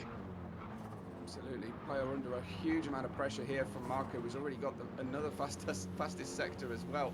He seems to be a lot quicker here, but unable to make the move before that tricky technical section in the second and third sections of the racetrack. We'll go for a replay of the start. Keep your eye on the red and black nose of P4 already, who started P5, and it looked like it was more Pio and Marco's slow start, perhaps, than it was actually Chokne making too much of a lightning start. He had to be there to make it stick, but he settled into third position. And your leader, Michailidis, holding firm on the inside line, and he's half a second in the lead at the moment, but not skipping away too fast. Actually, Shelda Ari being the team leader right now. Here is then on board. Oh, it was a mistake from Marco, who speared off to the inside line and opened the door, really, for Chokne, who managed to also then use that momentum, get down the inside, and it was contact between Marco, the returning onto the track Marco, and between himself and Pio, and Pio managed to hold on as well. So this was the view from Chokne, and it looked like, really, everyone just got out of his way, Benz. Yeah, and Marco opened the door and Chokne kicked it, and he was like, okay, I'm gonna P3 in a millisecond. Right before the first corner, he was in P3. What a start. And this was really, really important for him because he can keep up the pace. And as we can see in Marco's situation, he's stuck in P5 at the moment. And after 2 laps, it is 1.5 or 2 second gap already between P3 and Chokne Bertalan. Therefore, he has to make this move really quick if he wants to keep up with the top three. Michailidis out to 1.3 seconds in the lead at the moment. It looked also like a very late commitment to a move in the first corner from Marco on Pio, and Pio had already started his turn-in sequence on the racing line. Did a fantastic job to save the car actually as well through Paddock Hill Bend, and I think that probably meant that Marco decided to just go calm and not push too hard and try and profit from that. But again, another couple of wheels out over the limit of the circuit there from Pio's teammate Panyahun down there in 9th position at the moment, but like I say, Michailidis out in the lead and starting to set those purple sectors, Benz.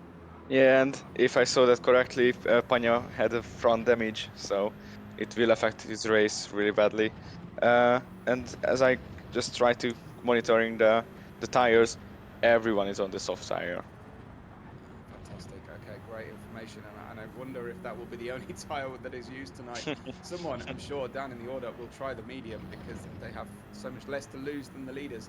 But it's a matter of how many pit stops you can get away with. How few can you manage to run? We saw drivers running on 2 tyres that were completely on the red, completely shredded in the previous race, taking a little bit too far perhaps, and needing to maybe wind it back slightly and not try too hard here. Well, Marco is running at Pio's pace, but he's half a second down, and he's not really looking like any kind of threat right now, as Pio appears to be lagging, at least from Marco's point of view, Benson. That's quite a dangerous thing for a driver wanting to make an overtake, to see a car sort of skipping around a little bit due to a difference in connection quality. Exactly, and it can be really annoying for a driver because you want to make the move, but you can be 100% sure that won't be a lag. And unfortunately, it's not up to Pio, it's not up to Marco. It's just the lag, which another factor. It looks like Pio P4, lag P5, and Marco P6. It's really hard to make two overtakes in one. Definitely. It's probably Polyphony Digital's fault, if it's anybody's, for not providing stable enough Europe-wide servers. But that has long been a complaint for many Gran Turismo drivers for many years, and I don't think it's going to get fixed. But it is no less a fantastic sim platform all the same. We have Marco then in 5th position. Don't panic about that refuel. That is, again, another glitch that is still yet to be fixed. But they're running through the laps now. The fuel is burning off at quite a strong rate here already, it seems. So we know that. So when we saw the tyre run, that everyone's on the soft tyre, but the tyre wear situation is going to be all important. Actually, look, Pio is starting to flash the lights. Chokne has overtaken his teammate Shelda Adi, to give Chokne an opportunity here to try and pin Michailidis' pace back a little bit, or at least give Michailidis something to think about. But Pio starting to just want Shoulder Addy to pay attention to him, and he's a little far away at the moment, Bence, maybe to be flashing the lights. Yeah, but it can be seen if you use that camera section. You can see the flashlight. It's an other interesting fact that if you use the full front camera angle, you will see the flash.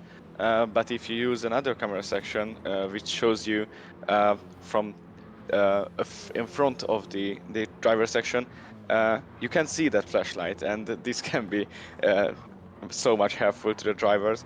Another interesting fact that Pyor is getting up the pace. He was dropping off in the first maybe 2 or 3 laps, but after that he keeps up the good pace, and he doesn't give any opportunity to Marco at the moment.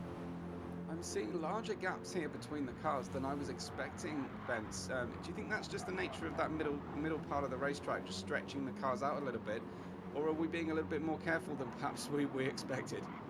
I think the first one you said, the middle section is really hard if a car is in front of you, and we see that 7 tenths, 6 tenths out of turn one, turn two, there are closer gaps than after the middle section, which is really hard. And as we can see, the wind also went up to 7.1, and that can be another hard factor to make your judge on the braking points. It's a long race though, as a lots still to happen. As a best sector here for Marco, who's deciding now is the time to sort of start building that pace. And one of Marco's strong features, Bence, I don't know if you've kind of commentated any races from him before, but unfortunately, it wasn't. I wasn't going to talk about consistency. I was going to talk about getting faster towards the end of a stint. Now, Marco, that looks like he may have had a disconnection.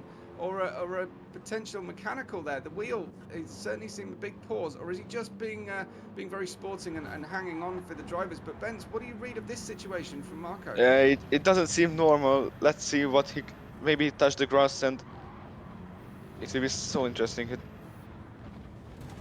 It wasn't a driver issue. I think he went fully into the gravel trap and into the. Yeah. It was maybe a disconnection or a Yeah, it looked really like that huge car lag. straightened up, didn't it? Mid-spin, that car suddenly straightened and went directly to the barrier. Now, you'd be expecting someone to apply opposite lock here, Yeah. but no, in for repairs, I think, and a fresh set of tyres for Marco. I wonder if that's a change of strategy. You can see the damage has been repaired on the car, so he's back to 100%, I think, in terms of performance of the car, and he's gone for soft tyres. Now, Bence, would you have maybe taken that opportunity to think about running medium tyres here while you've got clear air? The one and only factor right here, I think, is how many laps can he do on a full tank, because I don't know if he can pull out 36 laps. Uh, I don't think so, but if he could on a soft tire, it's an impossible challenge. Therefore, I think he might have one more pit stop. It will be really interesting to see, and it's such a heartbreaking moment since I had the same experience. Maybe he had the same, that the wheel just went off because of some technical issue, and it's such a heartbreaking moment because he couldn't do anything. It seemed like he just went straight in. He couldn't turn anywhere, but the brake wasn't enough. So it is really hard to see, because, well, as you mentioned just before the accident, uh, he had really good pace, and Yeah. in a 43 lap race he had the patience as well. And I was gonna mention that he was only 4.4 per seconds behind Mihaly Desmate, which is not a huge gap. It can be closed down, but yeah, it's really bad, and it's really hard for Marco. It is absolutely. In fact, I think that very same incident happened to Maka last week, when he said his wheel disconnected for the only the second time in 4 years. His wheel turned off on him, and that's what it looked like. There was a long pause where no input seemed to be happening on the car, and it didn't look like Marco was waiting for a huge amount of drivers to come through. And then, of course, he gets back underway. So we think that some part of his equipment has failed him today, unfortunately. This is a new livery for us to enjoy for Souness on your grid. On your grid tower on the left, he has a different. He has his real name, I think, on the window of the car, but I can't quite read it at pace. But a new colour for our livery spotters, and that is a dark blue and black livery. But Panyahan in the ROH colour scheme here, teammate with Payot, who's holding on well in 4th position. Hodrowski in the all yellow entry in 5th, with Gyuka in 6th and Souness himself in 7th at the moment. It looks like then we still have Marco down in 9th. This is Gyuka on the one of the Zera liveries, and he's showing well as well. 14 seconds away from Mihalidis after 10 laps, but reserving for us and ahead of Panyahan, one of our regular drivers. And you can call it as a really good performance, since these are really fast guys in the first places, who are racing against each other week in, week out, pushing every millisecond in every qualifying lap, and therefore 14.6 seconds gap. It's not that much, and it's a really technical track, so it's pretty nice in P6. And as we can see, Shadadi is really getting the pace with Choknai, and it's really good to see that he can use the slipstream as well. But Mihalides and Choknai are two really fast young drivers. And maybe there was it seemed like a team order for me. Yeah. Maybe the first swap between them was like, okay, Choknai gets a chance to catch Mihalides, and if case he doesn't have this much of pace, then swap back. Maybe this was the reason I for wonder if that. they're also trying to preserve some tyres here as well. I'd love to have a look at Choknai's tyre usage as well, because I think Shauda Adi's tyre usage has been very gentle. I was expecting after 11 laps to be further down the soft tyre allocation of grip. So Shauda Adi, I think, is putting in a good performance here. The front left seems to be the most limited. You do turn right more often than any other direction on this particular configuration, but yeah, it seems to be quite impressive in terms of tyre wear, to my eye at least. Depends. Indeed. And as you mentioned, there are a lot of right corners and fast right corners which kills the left tires. But Shadadi really good with the tires. And as we can see, I don't know if Mate made a mistake or something, but it's only 1.1%. And the tires are good for Mate as well, but maybe he had some mistake and the second just went off. Yeah, well, he'll be paying attention to his timing screens, of course, and the gaps. He may have been managing that gap at just over 2.4 seconds for a while, but it does look like he's getting a little bit more ragged here as the tire grip worsens on him. He seems to be chasing the car a little bit. Yeah, and the two teammates can work together. If the slipstreams can, Chokne use the slipstream and lift the tires, lift the brakes, and therefore he can save more tires. And if they want, they can still swap again.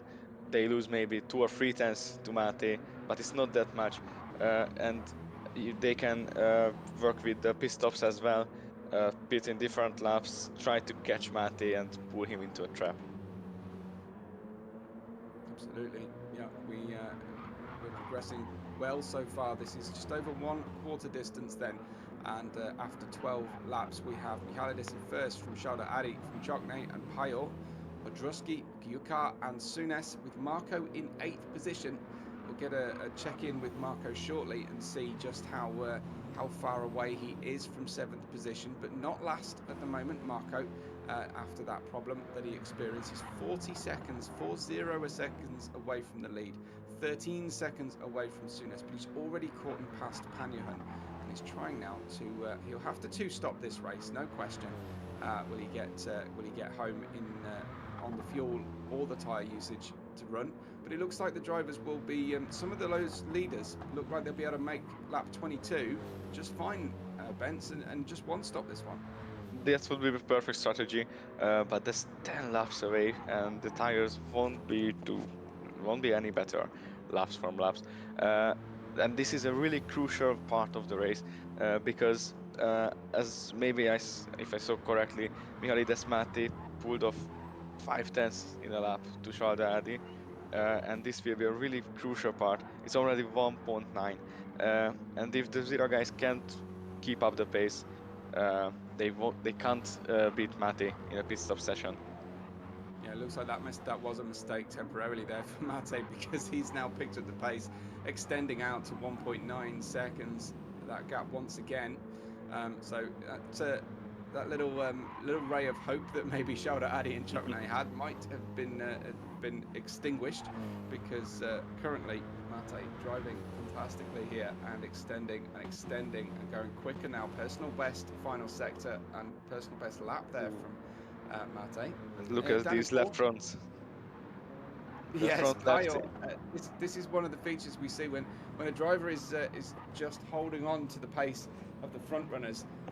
It is at the cost of their tyre usage, as you exactly right to point out there.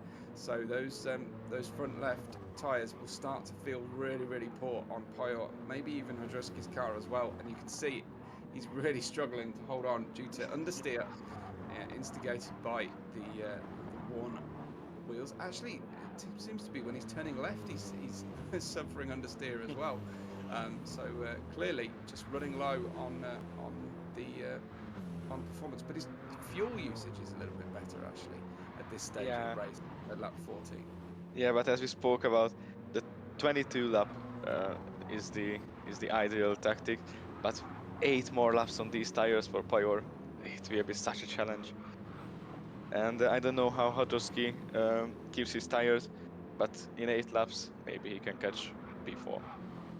It's great though to see that Chokne and Saldahardi are making a race of this and keeping Mihály in their sights. They can still see him, especially down that Hawthorne Hill and through the start-finish straight here, which they go across the line and through Paddock Hill, leaning on the gravel trap. And here is Pyor deciding no, it's a good idea to two-stop this race and not run too many laps while the tyres are in awful condition. And that's wise, I think. He can also he didn't need to fuel up that time. He'll fuel in the next stop. So he's looking for a bit of clear air, fresh tyres, try and regain. And what we saw last week, Bence, was a number of drivers who perhaps took it 1 or 2 laps too long on their tyres and ended up, losing 3 or 4 seconds as a result.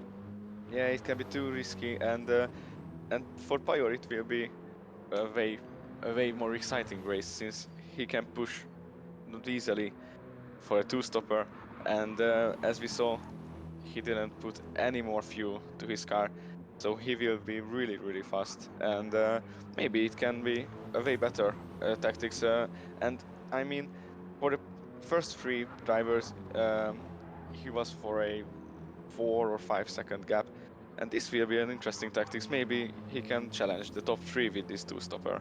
And one more interesting fact, that Hodruski's left front or front left is dead as well, and and he pit as well. And the interesting fact was Csoknyai Bertalan, because when Saldahardi and Csoknyai let's play the team game, Csoknyai had way worse front left, so maybe that was the reason for the swap. Yeah, so they may have slightly different strategies. It tends to be a good idea for teammates to operate on different strategies, so they don't end up racing each other too hard. Hodruski comes out of the pits, and he is crucially still behind Pyor. So it looks like Pyor, that new lap on new tyres has helped him defend that position. Just worth noting here that the drivers compete for kind of a trophy title at each of our racetracks, and the title on the line here is the Sir of Brands Hatch, and Mihály is actually the defending owner of that title, so he's trying to keep hold of it from earlier in this season. So he's that's an interesting one. How many titles do you have to your name, Bence? So unfortunately, none of them. It is too new of an honor, but maybe Mate doesn't want anyone else to be honored as well for Brands Hatch. Yeah, he's certainly holding on to it at the moment, but of course he has to complete all of the laps of this race, and no one's going to give him anything tonight. He has to earn it and stay out in front. The wind has dropped down to 5.3 meters per second towards the east, and as a tailwind, so the drivers will be experiencing slightly more grip into Paddock Hill and into Hawthorns than they perhaps were during qualifying. Yeah, it will help them. I think the less the wind comes in this section of the race, it will be easier for them to adapt. I think, and maybe in 5 laps we will see way more pit stops. But the fuel Yeah, section is sort an of interesting one. That waiting for the pit stops now. I think really for the drivers. I wonder how early they feel they can run, because they won't have to fill the car to the brim, and they might be able to buy an early lap in the pits or two if they can feel like they can stretch the tyres, because the tyres will go further, Bence, if they're running lighter over the entire course of their stint, it, rather than from the start indeed of the it race. will be One of the frustrations I have with Gran Turismo is that you can't select your fuel load at the start of the race. It's always full. yeah, and it gives not a strategic opportunity, but in the race, if you can save fuel, it can save you time in the pits, and it can be a decider later for the race. Definitely. Well, Chokne has dropped off Shauda Adi's pace down to 3 seconds away from him now, and Payor is pushing the car, as is Hodruski, to try and get those fast lap times in. They have to start producing faster lap times now than the one-stopping rivals in front of them to try and bring themselves towards the podium. So they're going to have to be going notably faster. 1:22.8 for Hodruski that time, and that is faster than he's been for the previous sort of 10 laps or so, Hodruski. So clearly those new tyres really helping, and another personal best. The track will be gripping up, and he's obviously running on lower fuel than he was at the start of the race too. So looking good for Hodruski and Payor at the moment on their pace. This might buy them that the ability to pressurise the podium. Yeah, it would be really good to see how the front three lap times for now. But another interesting fact that, and how sad for this Marco connection issue, that he has a 22.0, and it was 4 or 5 laps ago. So he has really good pace, and as we can see, 22s all around, really good lap times, pretty great lap times, and he pressures P7 already after that issue, uh, and maybe it's already P7 for him. He has way more, yeah, fresher tires and way more pace. Uh, it seems Suna's all right. waving him by really there, and saying, you're not in my race. You're way too fast. So I'm only gonna lose time fighting you. But he did lose a lot of time getting off the throttle earlier Yeah, he did as well. yeah. So Maybe I'm it, not it sure he was saved a great deal. Nice it looking was a car though. favor for Marco. Yeah, indeed, it was a nice favor for Marco. Um, Definitely. and these lap times with this overtake and this interesting overtake, it's a 22.8 as well. So he makes really good lap times, and he maybe will be able to push for P6. I think it's the lowest he will be finished if yeah. We spoke too soon. Yes, we just need Maybe Marco to calm down a little bit now. I But won't appreciate him. I won't appreciate him anymore. But what his challenge now is to take his last pit stop, split the difference, run the tyres to that exact point. He has gained, I think, 2.5 seconds on the leader since he rejoined the race after that incident. So I think he's obviously putting in plenty of pace. I just don't think the race is long enough for him to make that work, that early pit stop. Sauda Ari then coming through out of Cooper and heading towards the Surtees left-hander to start the longest straight on the track, Pilgrim's Drop, in towards the Hawthorne Hill and up and turn right as Michalides is already there. Yeah, Comes through 3.3 seconds the gap at the lead. yeah, exactly. And these 2 laps will be really crucial because Mate had so better tires than Shadadi and Chokney Bertalan.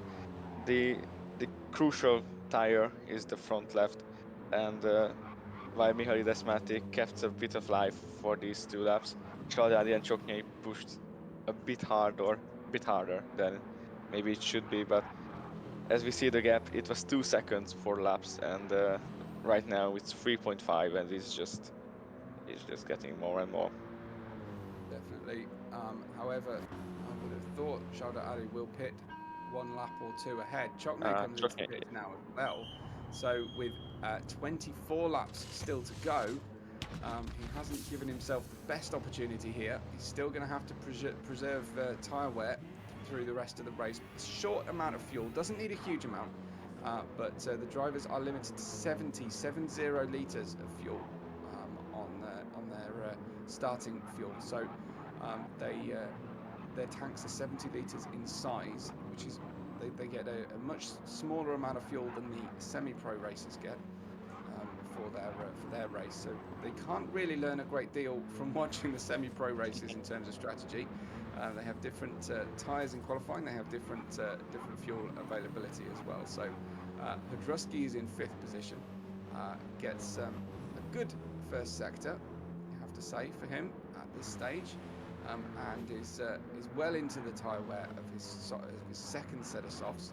Chokne has just rejoined in front of him, and that's quite important. Chokne didn't want to cruise around too slowly, but Payot has leapfrogged Chokne at this stage, and Chokne will have to make the pass on track. So Payot has brought himself in towards the podium contention here. However, Hodruski has just picked himself up a half-second penalty, one of the first we've seen on our coverage so far today. Exactly, and it's not very easy to get, so it's another runner maybe. But Shaldad is pitting as well, and I was gonna mention that refueling will be a really interesting fact. Choknyi pitted in lap 20, and the fuel wasn't even in the half, so it wasn't even 35 liters. And Chokne's off. Choknyi had an issue, yeah. Looks Maybe like it was. Chokne was off in Paddock Hill and has dropped down the order. Let's go back and see what happened with him as he's trying to chase down Payot in front, heads towards Paddock Hill, out on the marbles slightly, a very wide entry, tries to recover the car, but this is a classic Brands Hatch issue, just going too fast at the apex of Paddock Hill. It is a corner that invites you to try Exactly. and make those things work, but it is really punishing and makes you look a little bit silly because you end up running wide out on the gravel, and it takes you so long to get back on track, Ben. Yeah, and it's such a slow pace, and you have to be feared from turn 1 because that turn 1 is the most killer, because you think you can make it in higher pace and higher pace and higher pace lap from lap, but once in a lifetime it will be really punishing. And for Choknyi, it was maybe a bit of luck that he didn't collide with Shaldadi. That would be really devastating. So Michalides pits at exactly the halfway point of our race. Payot is in second, Hodruski's in third. Both of those drivers have made one of what we expect to be 2 pit stops. Shalda Adi then doesn't want to get held up here behind Hodruski. He's hot on the heels of the yellow liveried BMW M6. So heading through the next section, Shalda Adi getting a little bit greedy at the corner there with the throttle, needing to just bide his time here. He's not really going to be losing a lot of time, I don't think, stuck behind Hodruski, but he knows that Michalides has managed to pit and come out in front of this battle. Michalides has already turned into the corner up ahead. It was actually Payot that we saw running through there. Hodruski, little kick of dirt out of the tyres, not unusual here at Brands Hatch. And again, Shalda Adi, these very short duration corners in this middle sector of the racetrack can really have you come unstuck. It's a track full of opposites here. So many corners are super long at their apex, and then there's several corners that just blink and you miss it, and you can can end up as in an accident or in the barrier, as unfortunately Marco found out earlier, very, very quickly. Yeah, and there are some really interesting facts about this couple of laps, what we've seen. Shaldad is 12.5 seconds behind Mihaly Desmati, and this was only because the refueling and the tire saving for this last before the pit stop. And every lap and every corner that Shaldad is making behind Odussi Kolos can help Pajor, since he will be pitting once more, that's a fact. But he will have a really, really good soft tire, a fresh soft in the end. And right now, Shaldadi have the better tires, therefore he have to push, and he should make an overtake in a lap or two, because he have to make sure that Pajor can be a threat in the end for P2. Yeah, completely agree. Pajor really enjoying the fact that Shaldadi is stuck behind Nadrowski here. Absolutely. 13 seconds away from the lead at the moment is Shaldadi. Not. It looks like Pajor is not able to live with Michailides's pace. I think that I don't see Michailides getting caught and passed under normal circumstances here. He needs to keep that focus, as I mentioned earlier. He needs to make sure that he doesn't make any mistakes. Hodruski is giving up a bit of a slipstream here, but Shaldadi couldn't really go for it. I thought he was way too far back. Now he makes a little bit of contact through Paddock Hill. They both survive it, and that was good touring car style racing, because Hodruski, muscular, keeps his position, and he says to Shaldadi, "You're gonna have to do better than that, my friend." Yeah, he was too slow for turn one. Shaldadi give a little push to go a bit faster in turn one, but the interesting fact that in turn two, it was such a huge switchback, and as you said, muscle up. It was a tough fight, but a fair one, I think. Yeah, no harm, no foul, as far as I can see there. Because Hodruski holding on very well. Now Chokne is actually catching Shaldadi, and that gap opened out to 4 seconds earlier on.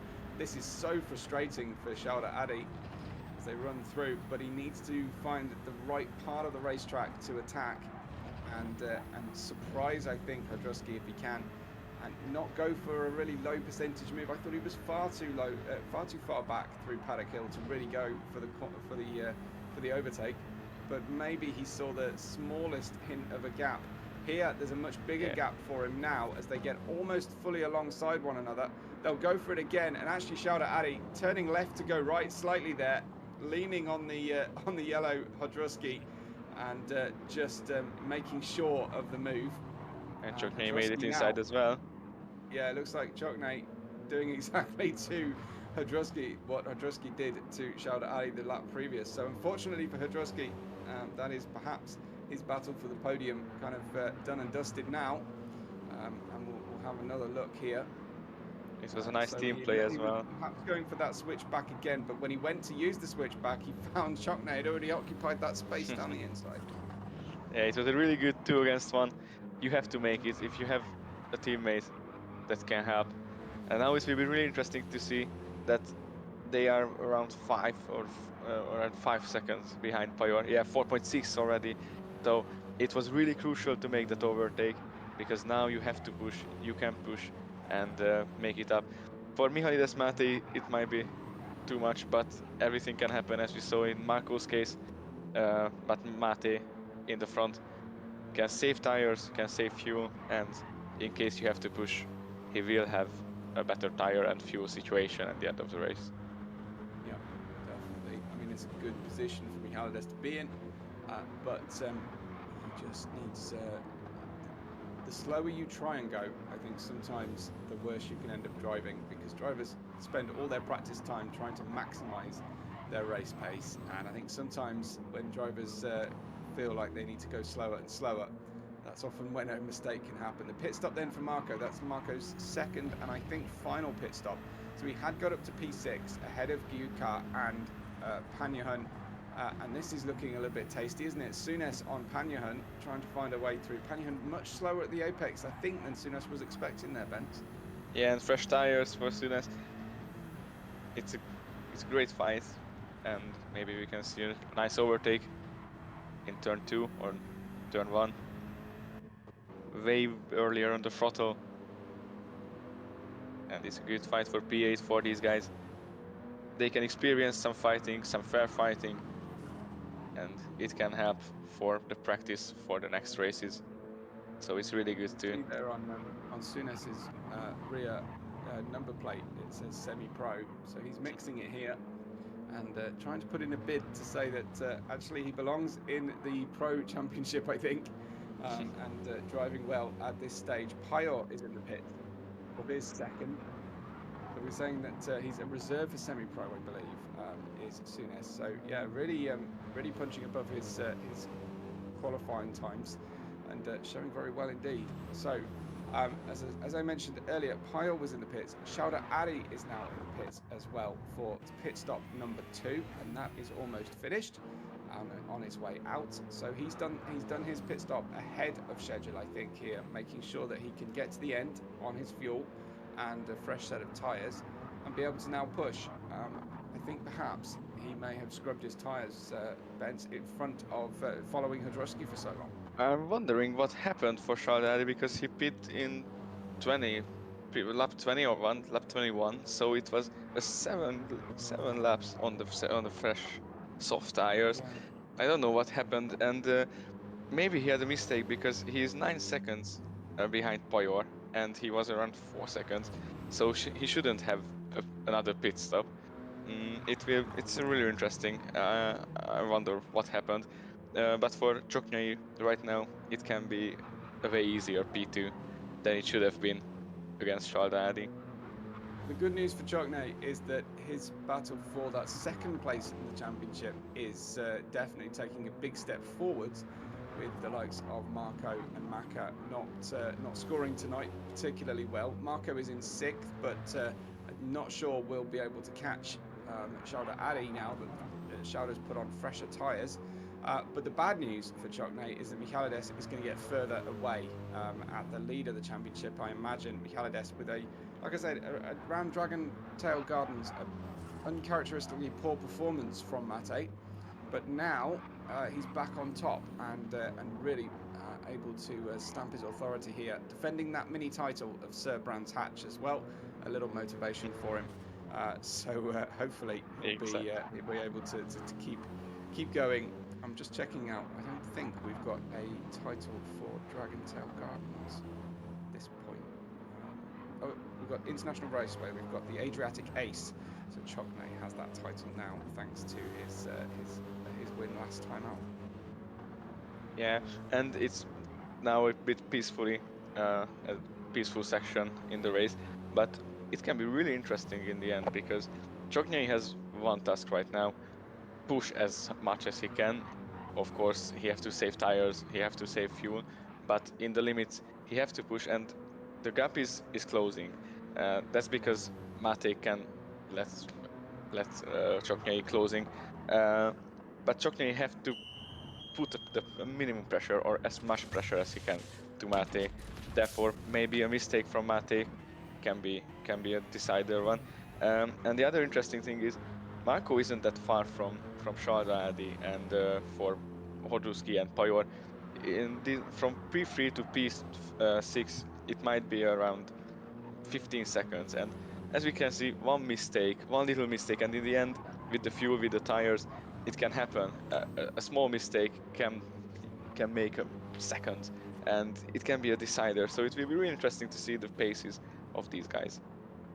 A new personal best sector there for Shoulder Ali because he's on soft tyres and low fuel at this stage. About a quarter of a tank left for the 14 clear racing laps that are left in our race. So lap 30 of the official 44, which included one for the formation lap. Yeah. So another personal best, and he's going very quickly now. Yeah, but the interesting fact is he lost his tire advantage from Payor and Hodruski because he made that pit stop in lap 28. Therefore, he have to make it through pace. It won't be a tire or a tactic for P3. He have to give it a full throttle for these 15, 14 laps. and maybe he can catch Hodruski. I don't know what is the gap from Pajor, but it's really interesting. That's why he has to beat in lap 28. Yeah, absolutely. So it's going to be about 8 seconds for Shelda adding to Pajor in third position. Pajor putting in a great performance tonight. I don't think he's made his second pit stop just yet, has he, Pajor? Yeah. But I can't remember if we mentioned that Hodruski has made that second stop. So Yep. I think possibly Pajor has made that second stop. I think And is on I fresh think he had tyre. as well. Yeah, exactly. He had. Very So everyone is on a fresh tire, and 1 or 2 laps is the difference only. So it's not that much. Therefore, it will be really interesting that every driver from P3 to P6 had almost the same tire. Maybe Marco had. Oh, and Pajor had a mistake. Pajor And that still cost. pushing hard. Yeah, and And it will cost gonna give a bit of time. Yeah, it's gonna give up a little bit of time there. We'll do it.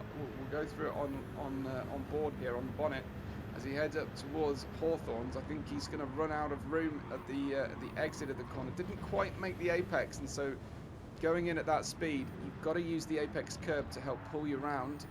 It was a minor moment, and he saved it well, but it still would have cost him time, Bent. Yeah, it cost around 1.5 seconds, which is, as we seen, he made it full throttle on the grass, which was quite ballsy. So it was really good. It's fine But when yeah, it's dry, but you can't do that when it's been wet at all. yeah, So, exactly. But as we can see, it's lap 32, and now a concentration is really key because it's a long race and you can't miss any turn. Therefore, for your mind and for your body, it's a really hard challenge. So in the last 10 laps, we will be seeing may, maybe more of these little yeah. mistakes than in the first laps.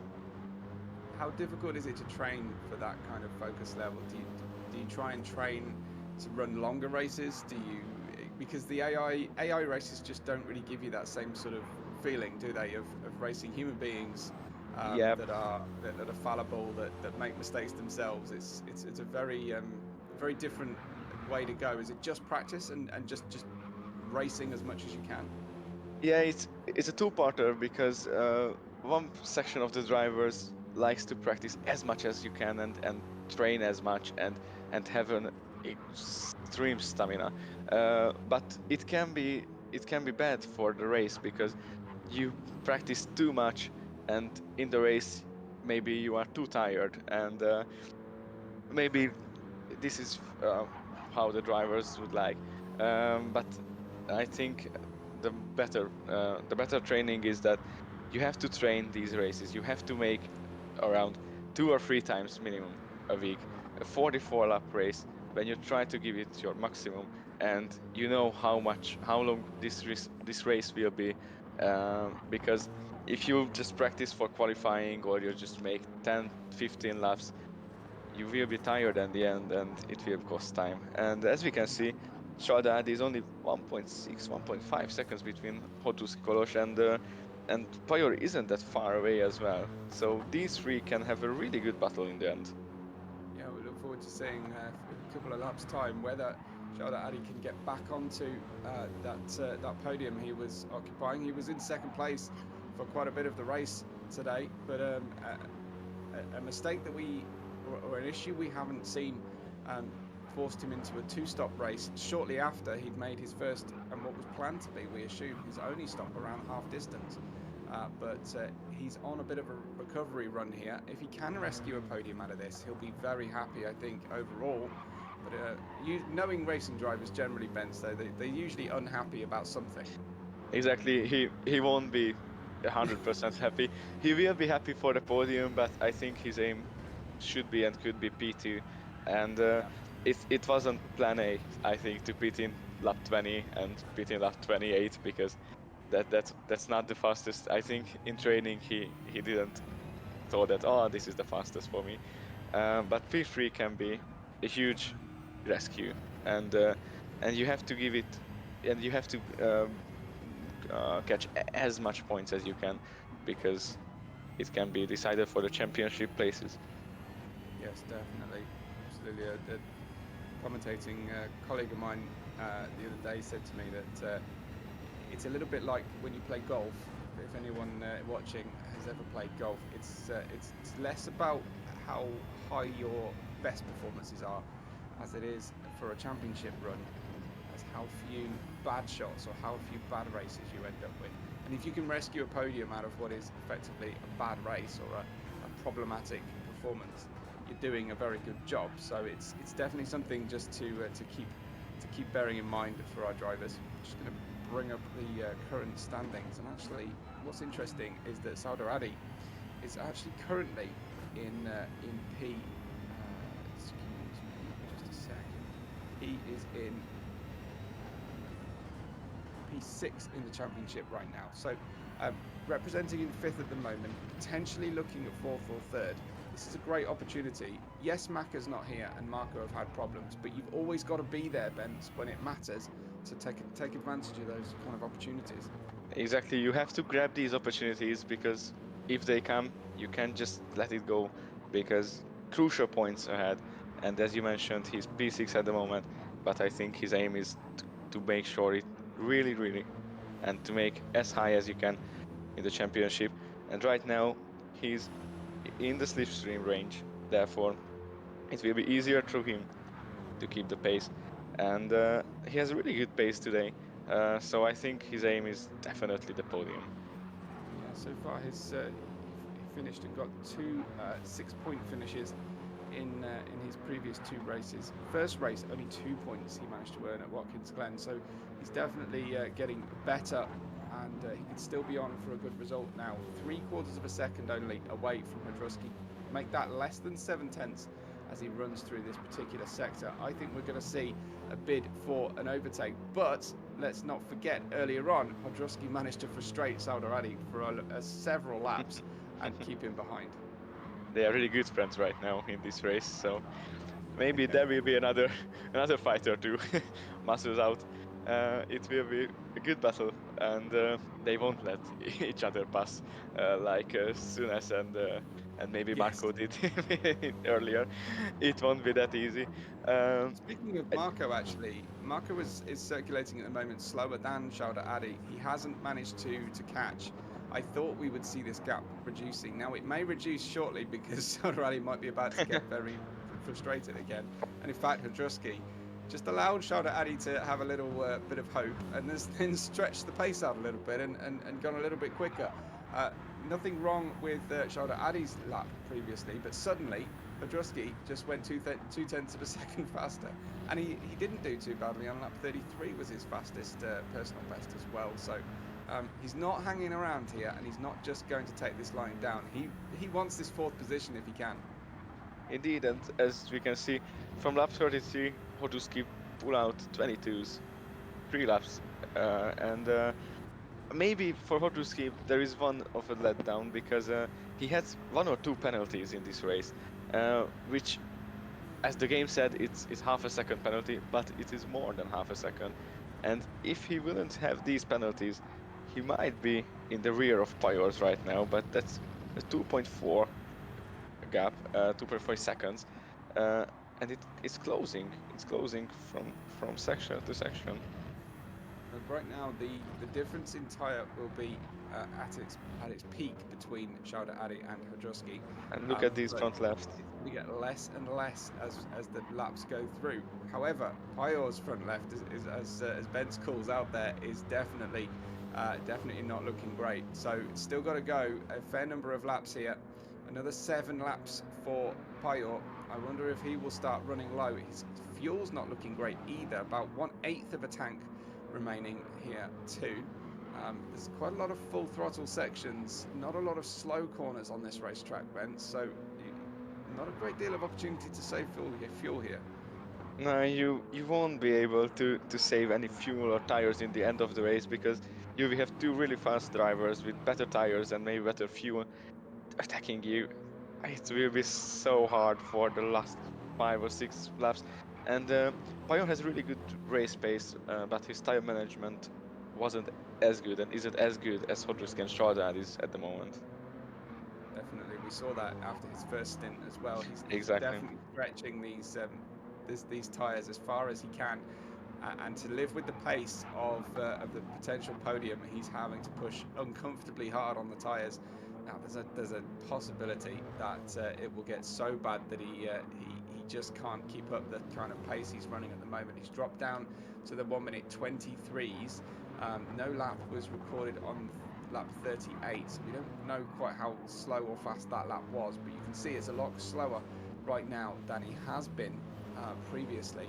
And I think Hodruski and Shaldadi have been a little bit quicker, so this could end up being a three-way fight for that podium in the final few laps. Yeah, I thought it will be a four driver, but Marco had and Mate makes another pit stop, which is really interesting if Csoknyai can pull it out. He's flashing red with fuel, so he fancies a little bit of fuel and a new set of tyres. Let's have a look then. Where is Csoknyai on track? And he has to pit as well. Is he going to tell? Oh, he's coming to the pits too? Wow. No, but the fuels.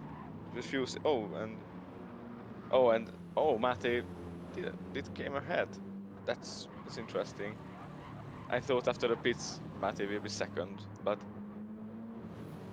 there was such a huge gap in this case. Yeah, it was about 16 seconds when we joined him on track, but I think part of that was already spent on his pit stop, so it wasn't 16 clear.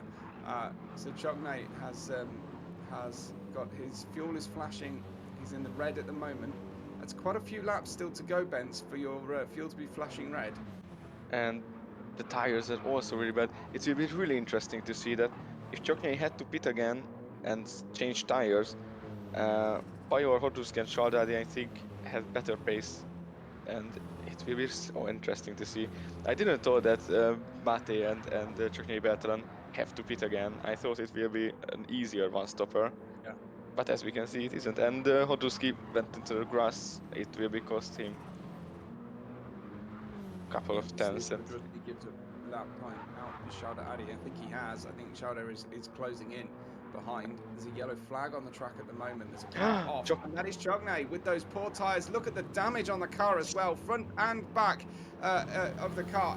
He's had a slightly unsafe rejoin here, cutting across the line of Pajor, as Hodruski has Shaldadi going down the outside as well through the clearways corner, but once again Hodruski holds the inside line firm, tries to run out wide. It looks like Shaldadi was out on the grass. I don't think they might contact, but Shaldadi just trying a little bit too hard around the outside. Let's try and have a look at this once again. It all started because Hodruski had a problem and went off track. Yeah, and this was the crucial point. Maybe Csoknyai tried to push as hard as he can and an unsafe rejoin.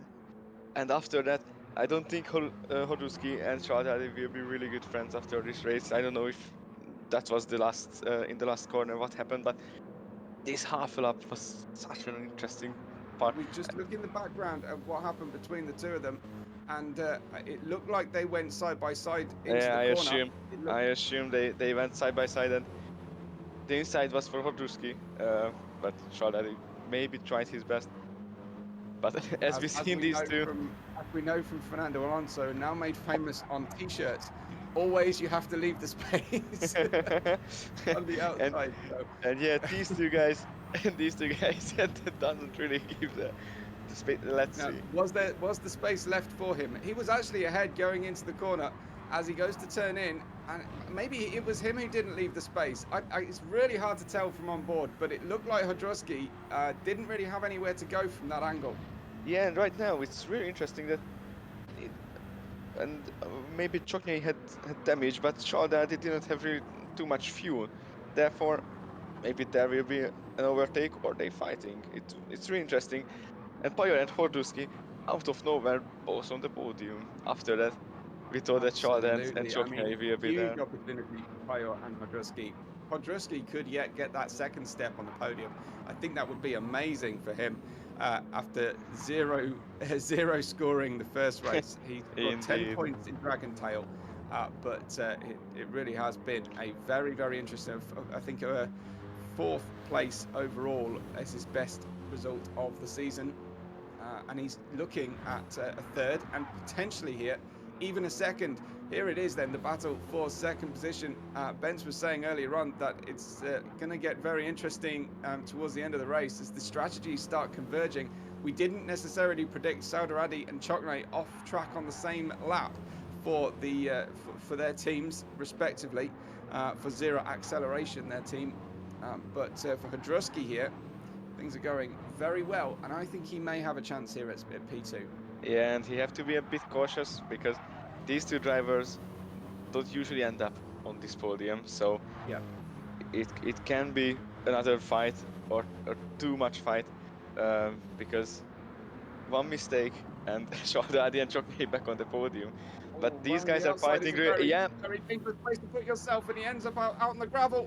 He was almost sideswiped there by Shaldadi, who was not feeling sympathetic to Hudruski, who was off track. So Hudruski's taken what was a potential second place, and he's down into fourth now, exactly as we were saying was the risk. They weren't On the listening to me. outside, surely you've got to brake earlier here, Bent, and try the cutback.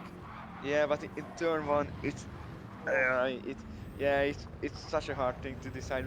But as I mentioned just before that, you should be cautious because last laps of the race, everyone is maybe overheating in the head, and the podium, I cannot predict 3 laps No. that who will Shaldadi end up is on this on- podium. Shaldadi has maybe 3 or 4 pixels of fuel left to run 2 laps of the Brands Hatch Grand Prix circuit. He's hot on the heels of Payot, who is a slower driver today in general, but has been more consistent. He's been chewing through those tyres. Look at the traction difference coming on out of the Surtees corner down towards the But he towards won't the leave next any right space. hander. Tries to put the squeeze on. He'll find himself put out on that gravel once again, and this time Payot holds on and has told Shaldadi there he's not in a mood to be messed around with. Shaldadi going for the dive down the inside. Will he turn into him? I think he had to, and he's managed to hold on to the car, has Payot, but he's given up second place. Beautiful overtake, and now Payot maybe cooled down a bit, and he was like, okay, maybe P2 isn't for me right now, but the podium is in his way. He left the gap. He tried to turn in. Shaldadi wasn't quite at the apex, but had that part of the racetrack and had the expectation that he was given room to race. Shaldadi. This is him not back behind Payot, but behind Payot's teammate, who could perhaps consider doing a bit of a favour here, Andy Hunt. If he was particularly awake to it, he could have a look at holding up Shaldadi. Yeah, I think he didn't see any blue flags. There were just 43 blue flags. Oh, yeah, and here it is. Questionable Already. tactics, with questionable tactics, and yeah. And it's out, and he's spinning, and it's a 360 at least. He almost collected his teammate Payot at the end there as well. So Payot with a little bit of heart failure, maybe a code brown in the cockpit. As here is Shaldadi pushing, pressurizing Payot, who goes a little bit slow at the exit of the next corner. Shaldadi tries to make the move, big block, really big block on the inside, but that was allowed. But then found himself off the circuit, and what you didn't see as Shaldadi came through was Payot doing pirouettes out on the grass on the exit of the corner. It is the final lap. Michaelides. If anyone's forgotten, Michaelides is still leading this race. There goes Hudruski through into potentially third place, but he overcooks it through the corner, almost gets tagged again. Hudruski, he'll have to straighten that car out when he gets back into the pits. Guess who's on the tail of this one? It's Marco, who was save tyres, save fuel, and he's pushing to try and get himself up into the top 4. Michaelides, though, as I said before, still leading this race, probably coming out of the final corner potentially right now. Michaelides, here he is, coming through Clark. No one was going to touch Sir Brands Hatch, and he wins at Brands Hatch Grand Prix circuit. Michaelides at an absolute canter. Very, very easy day's work from Michaelides. Shaldadi looks like he's going to come home in second position if he's got enough fuel on the car, but Marco has got past Payot. Looks like Hudruski in the yellow entry has 2 corners and a little straight to go before he can try and bring this car home. Will he finish ahead of Marco and get that podium he's been waiting for? Shaldadi does manage to do it. Weaves the car across. That's dangerous play from someone who's been all over the circuit. Marco is tucked up behind Hudruski, but Hudruski does complete the podium in third place. Marco in fourth, Payot in fifth. Chokne is low fuel, limping home with damage front right, left rear, front bumper, rear bumper. and he's trying to bring the car home. Looks like Gyuka might be. Well, someone gives him a nerf up the rear end there to try and get him home. I'm not sure who that is, but another one of the Zero drivers. That's the Zero Apex team there, just trying to help their sister teammate home It's like in wherever the movie possible. Cars when, when you Yeah, put just give them a little push. Try yeah. and get them home. I mean, Marco They is might need a one push up tenth the of hill. the I think they're podium. fantastic teamwork here as a car a lap down is trying to help out That's a friendship um, and a half. to help them up. So it was Gyukar there who managed to help out, but Mihalades hazards on and completes a tremendous win. That is win number two. Win number two. He hasn't won since Watkins Glen, but a win, a second, and a fourth so far out of the race. And we'll just take you through our result. It's Mihalades winning with the fastest lap as well. It's Shauda Ali who completes a very hard fought podium with Hodruski on the third step. Then comes Marco. Some good points, good recovery, but ultimately a disappointing day's racing after just over anticipating that start green flag instruction and having to bail out of it, ending up on the pit wall at the very first few meters of the race. Pyre is in fifth. Then comes Choknate, who likewise had a very eventful race. Gyukart reserving upwards in the league in seventh. Panyahan came home in eighth, and I'm not sure if we had a ninth driver finish. We did. Sunes in the blue and black car finished one lap down with the fastest lap of 1:23.504. Well, that was round four. We have 3 rounds to go in the championship, and we'll hopefully get you a driver or two to talk to shortly. I'm unfortunately going to have to run and leave you in the capable hands of Bence and Ballas, who will organise those podiums. So for now, I will see you mid-November. But thanks, everybody. I'll catch you all next time on the next race day.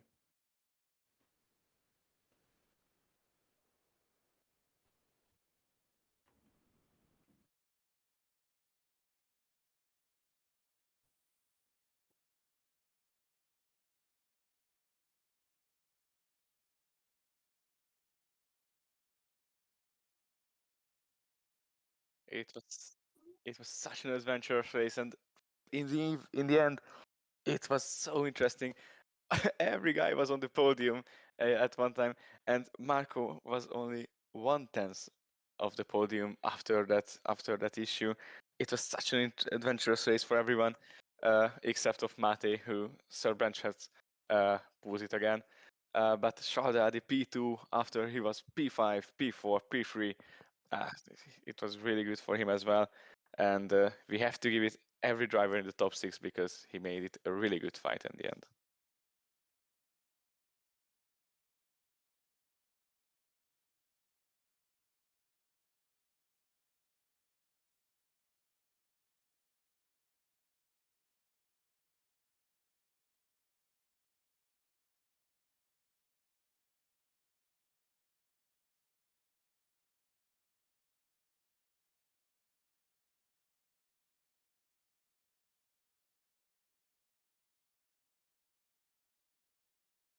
Hi. Hi, Balaz. I'm frustrated, man. My wheel disconnected. At the beginning of the race. I was behind Payor and my wheel disconnected and I hit the wall. Yeah, And yeah, I predicted that it was a real issue, but you managed P4 in the end, which is quite a recovery and 1/10 of the podium. Uh, how did you feel about this last couple of last laps and in the P4 at the end?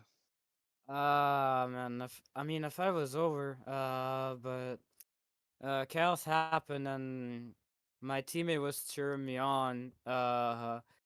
Unfortunately, though, I barely missed out on the podium, and now I'm second in the championship. I think 9 points behind Mihalides, so I gotta pride that my wheel doesn't disconnect anymore, because that was really painful. Because I knew I had good pace, but I wasn't meant to be. I I give my best. Yeah, we saw that you pulled off 22s every single lap. You had really good pace and end up in P4 after this wheel issue. In qualifying, I think you ended up in P3 at the end. So how do you think your race pace and qualifying pace from the others? I mean, for example, Shaldadi or Mihaly Desmati. Yeah, they were all good. On race pace and quali pace. I was just struggling in qualifying, but the other guys did a fantastic job of doing their own thing of being fast, and that especially Mihalides, my dude doesn't make a mistake, and yeah, that's massive of him to be so flawless in every session. So yeah. Indeed, indeed, yeah. Uh, and maybe next time if you don't have any connection issue and wheel issue, maybe you can challenge him. Yeah, I was kind of hoping I could challenge him. My pace was strong, just that I I always didn't like I was at the start of the race I was behind Payor and I couldn't get past him. And once I was in clean air, I started unleashing my true pace. But that's unfortunate because I thought that I could have maybe challenged for P1 or P2. That wasn't meant to be, unfortunately. I Yeah, but in the end, P4 is a pretty good recovery after all this happened. So congratulations on P4, and I really hope that you won't have this issue and you can make it up next time.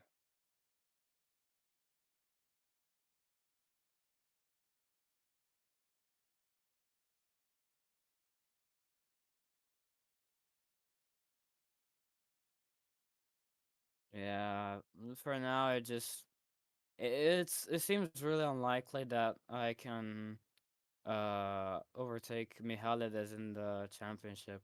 He's very good, barely does mistakes, and I really need some interesting luck in the next few rounds to gain back the lead in the championship. But I'll give it my best.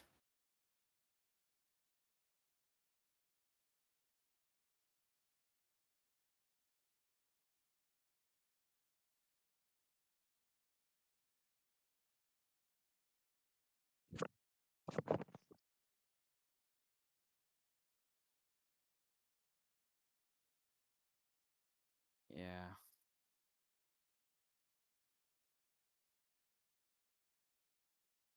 yeah, appreciate it, man. Yeah.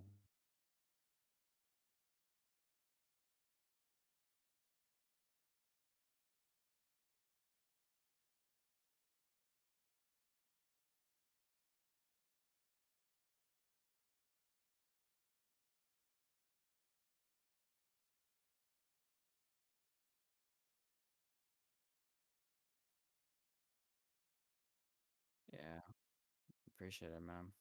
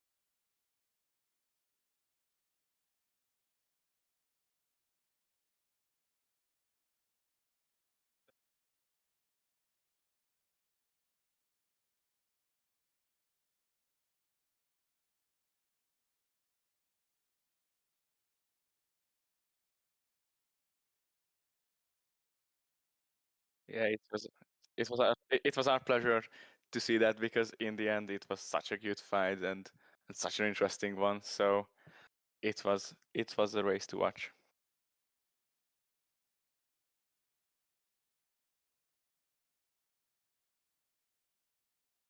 And my home race. Exactly.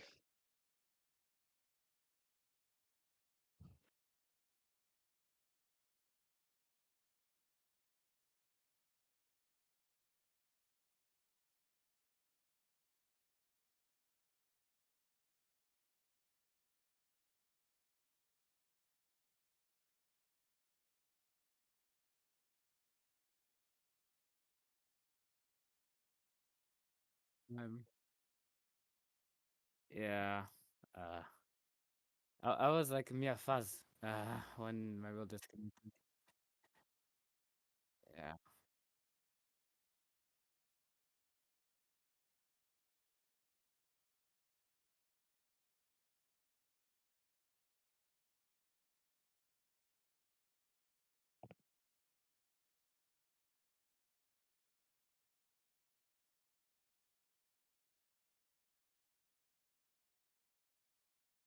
Yeah.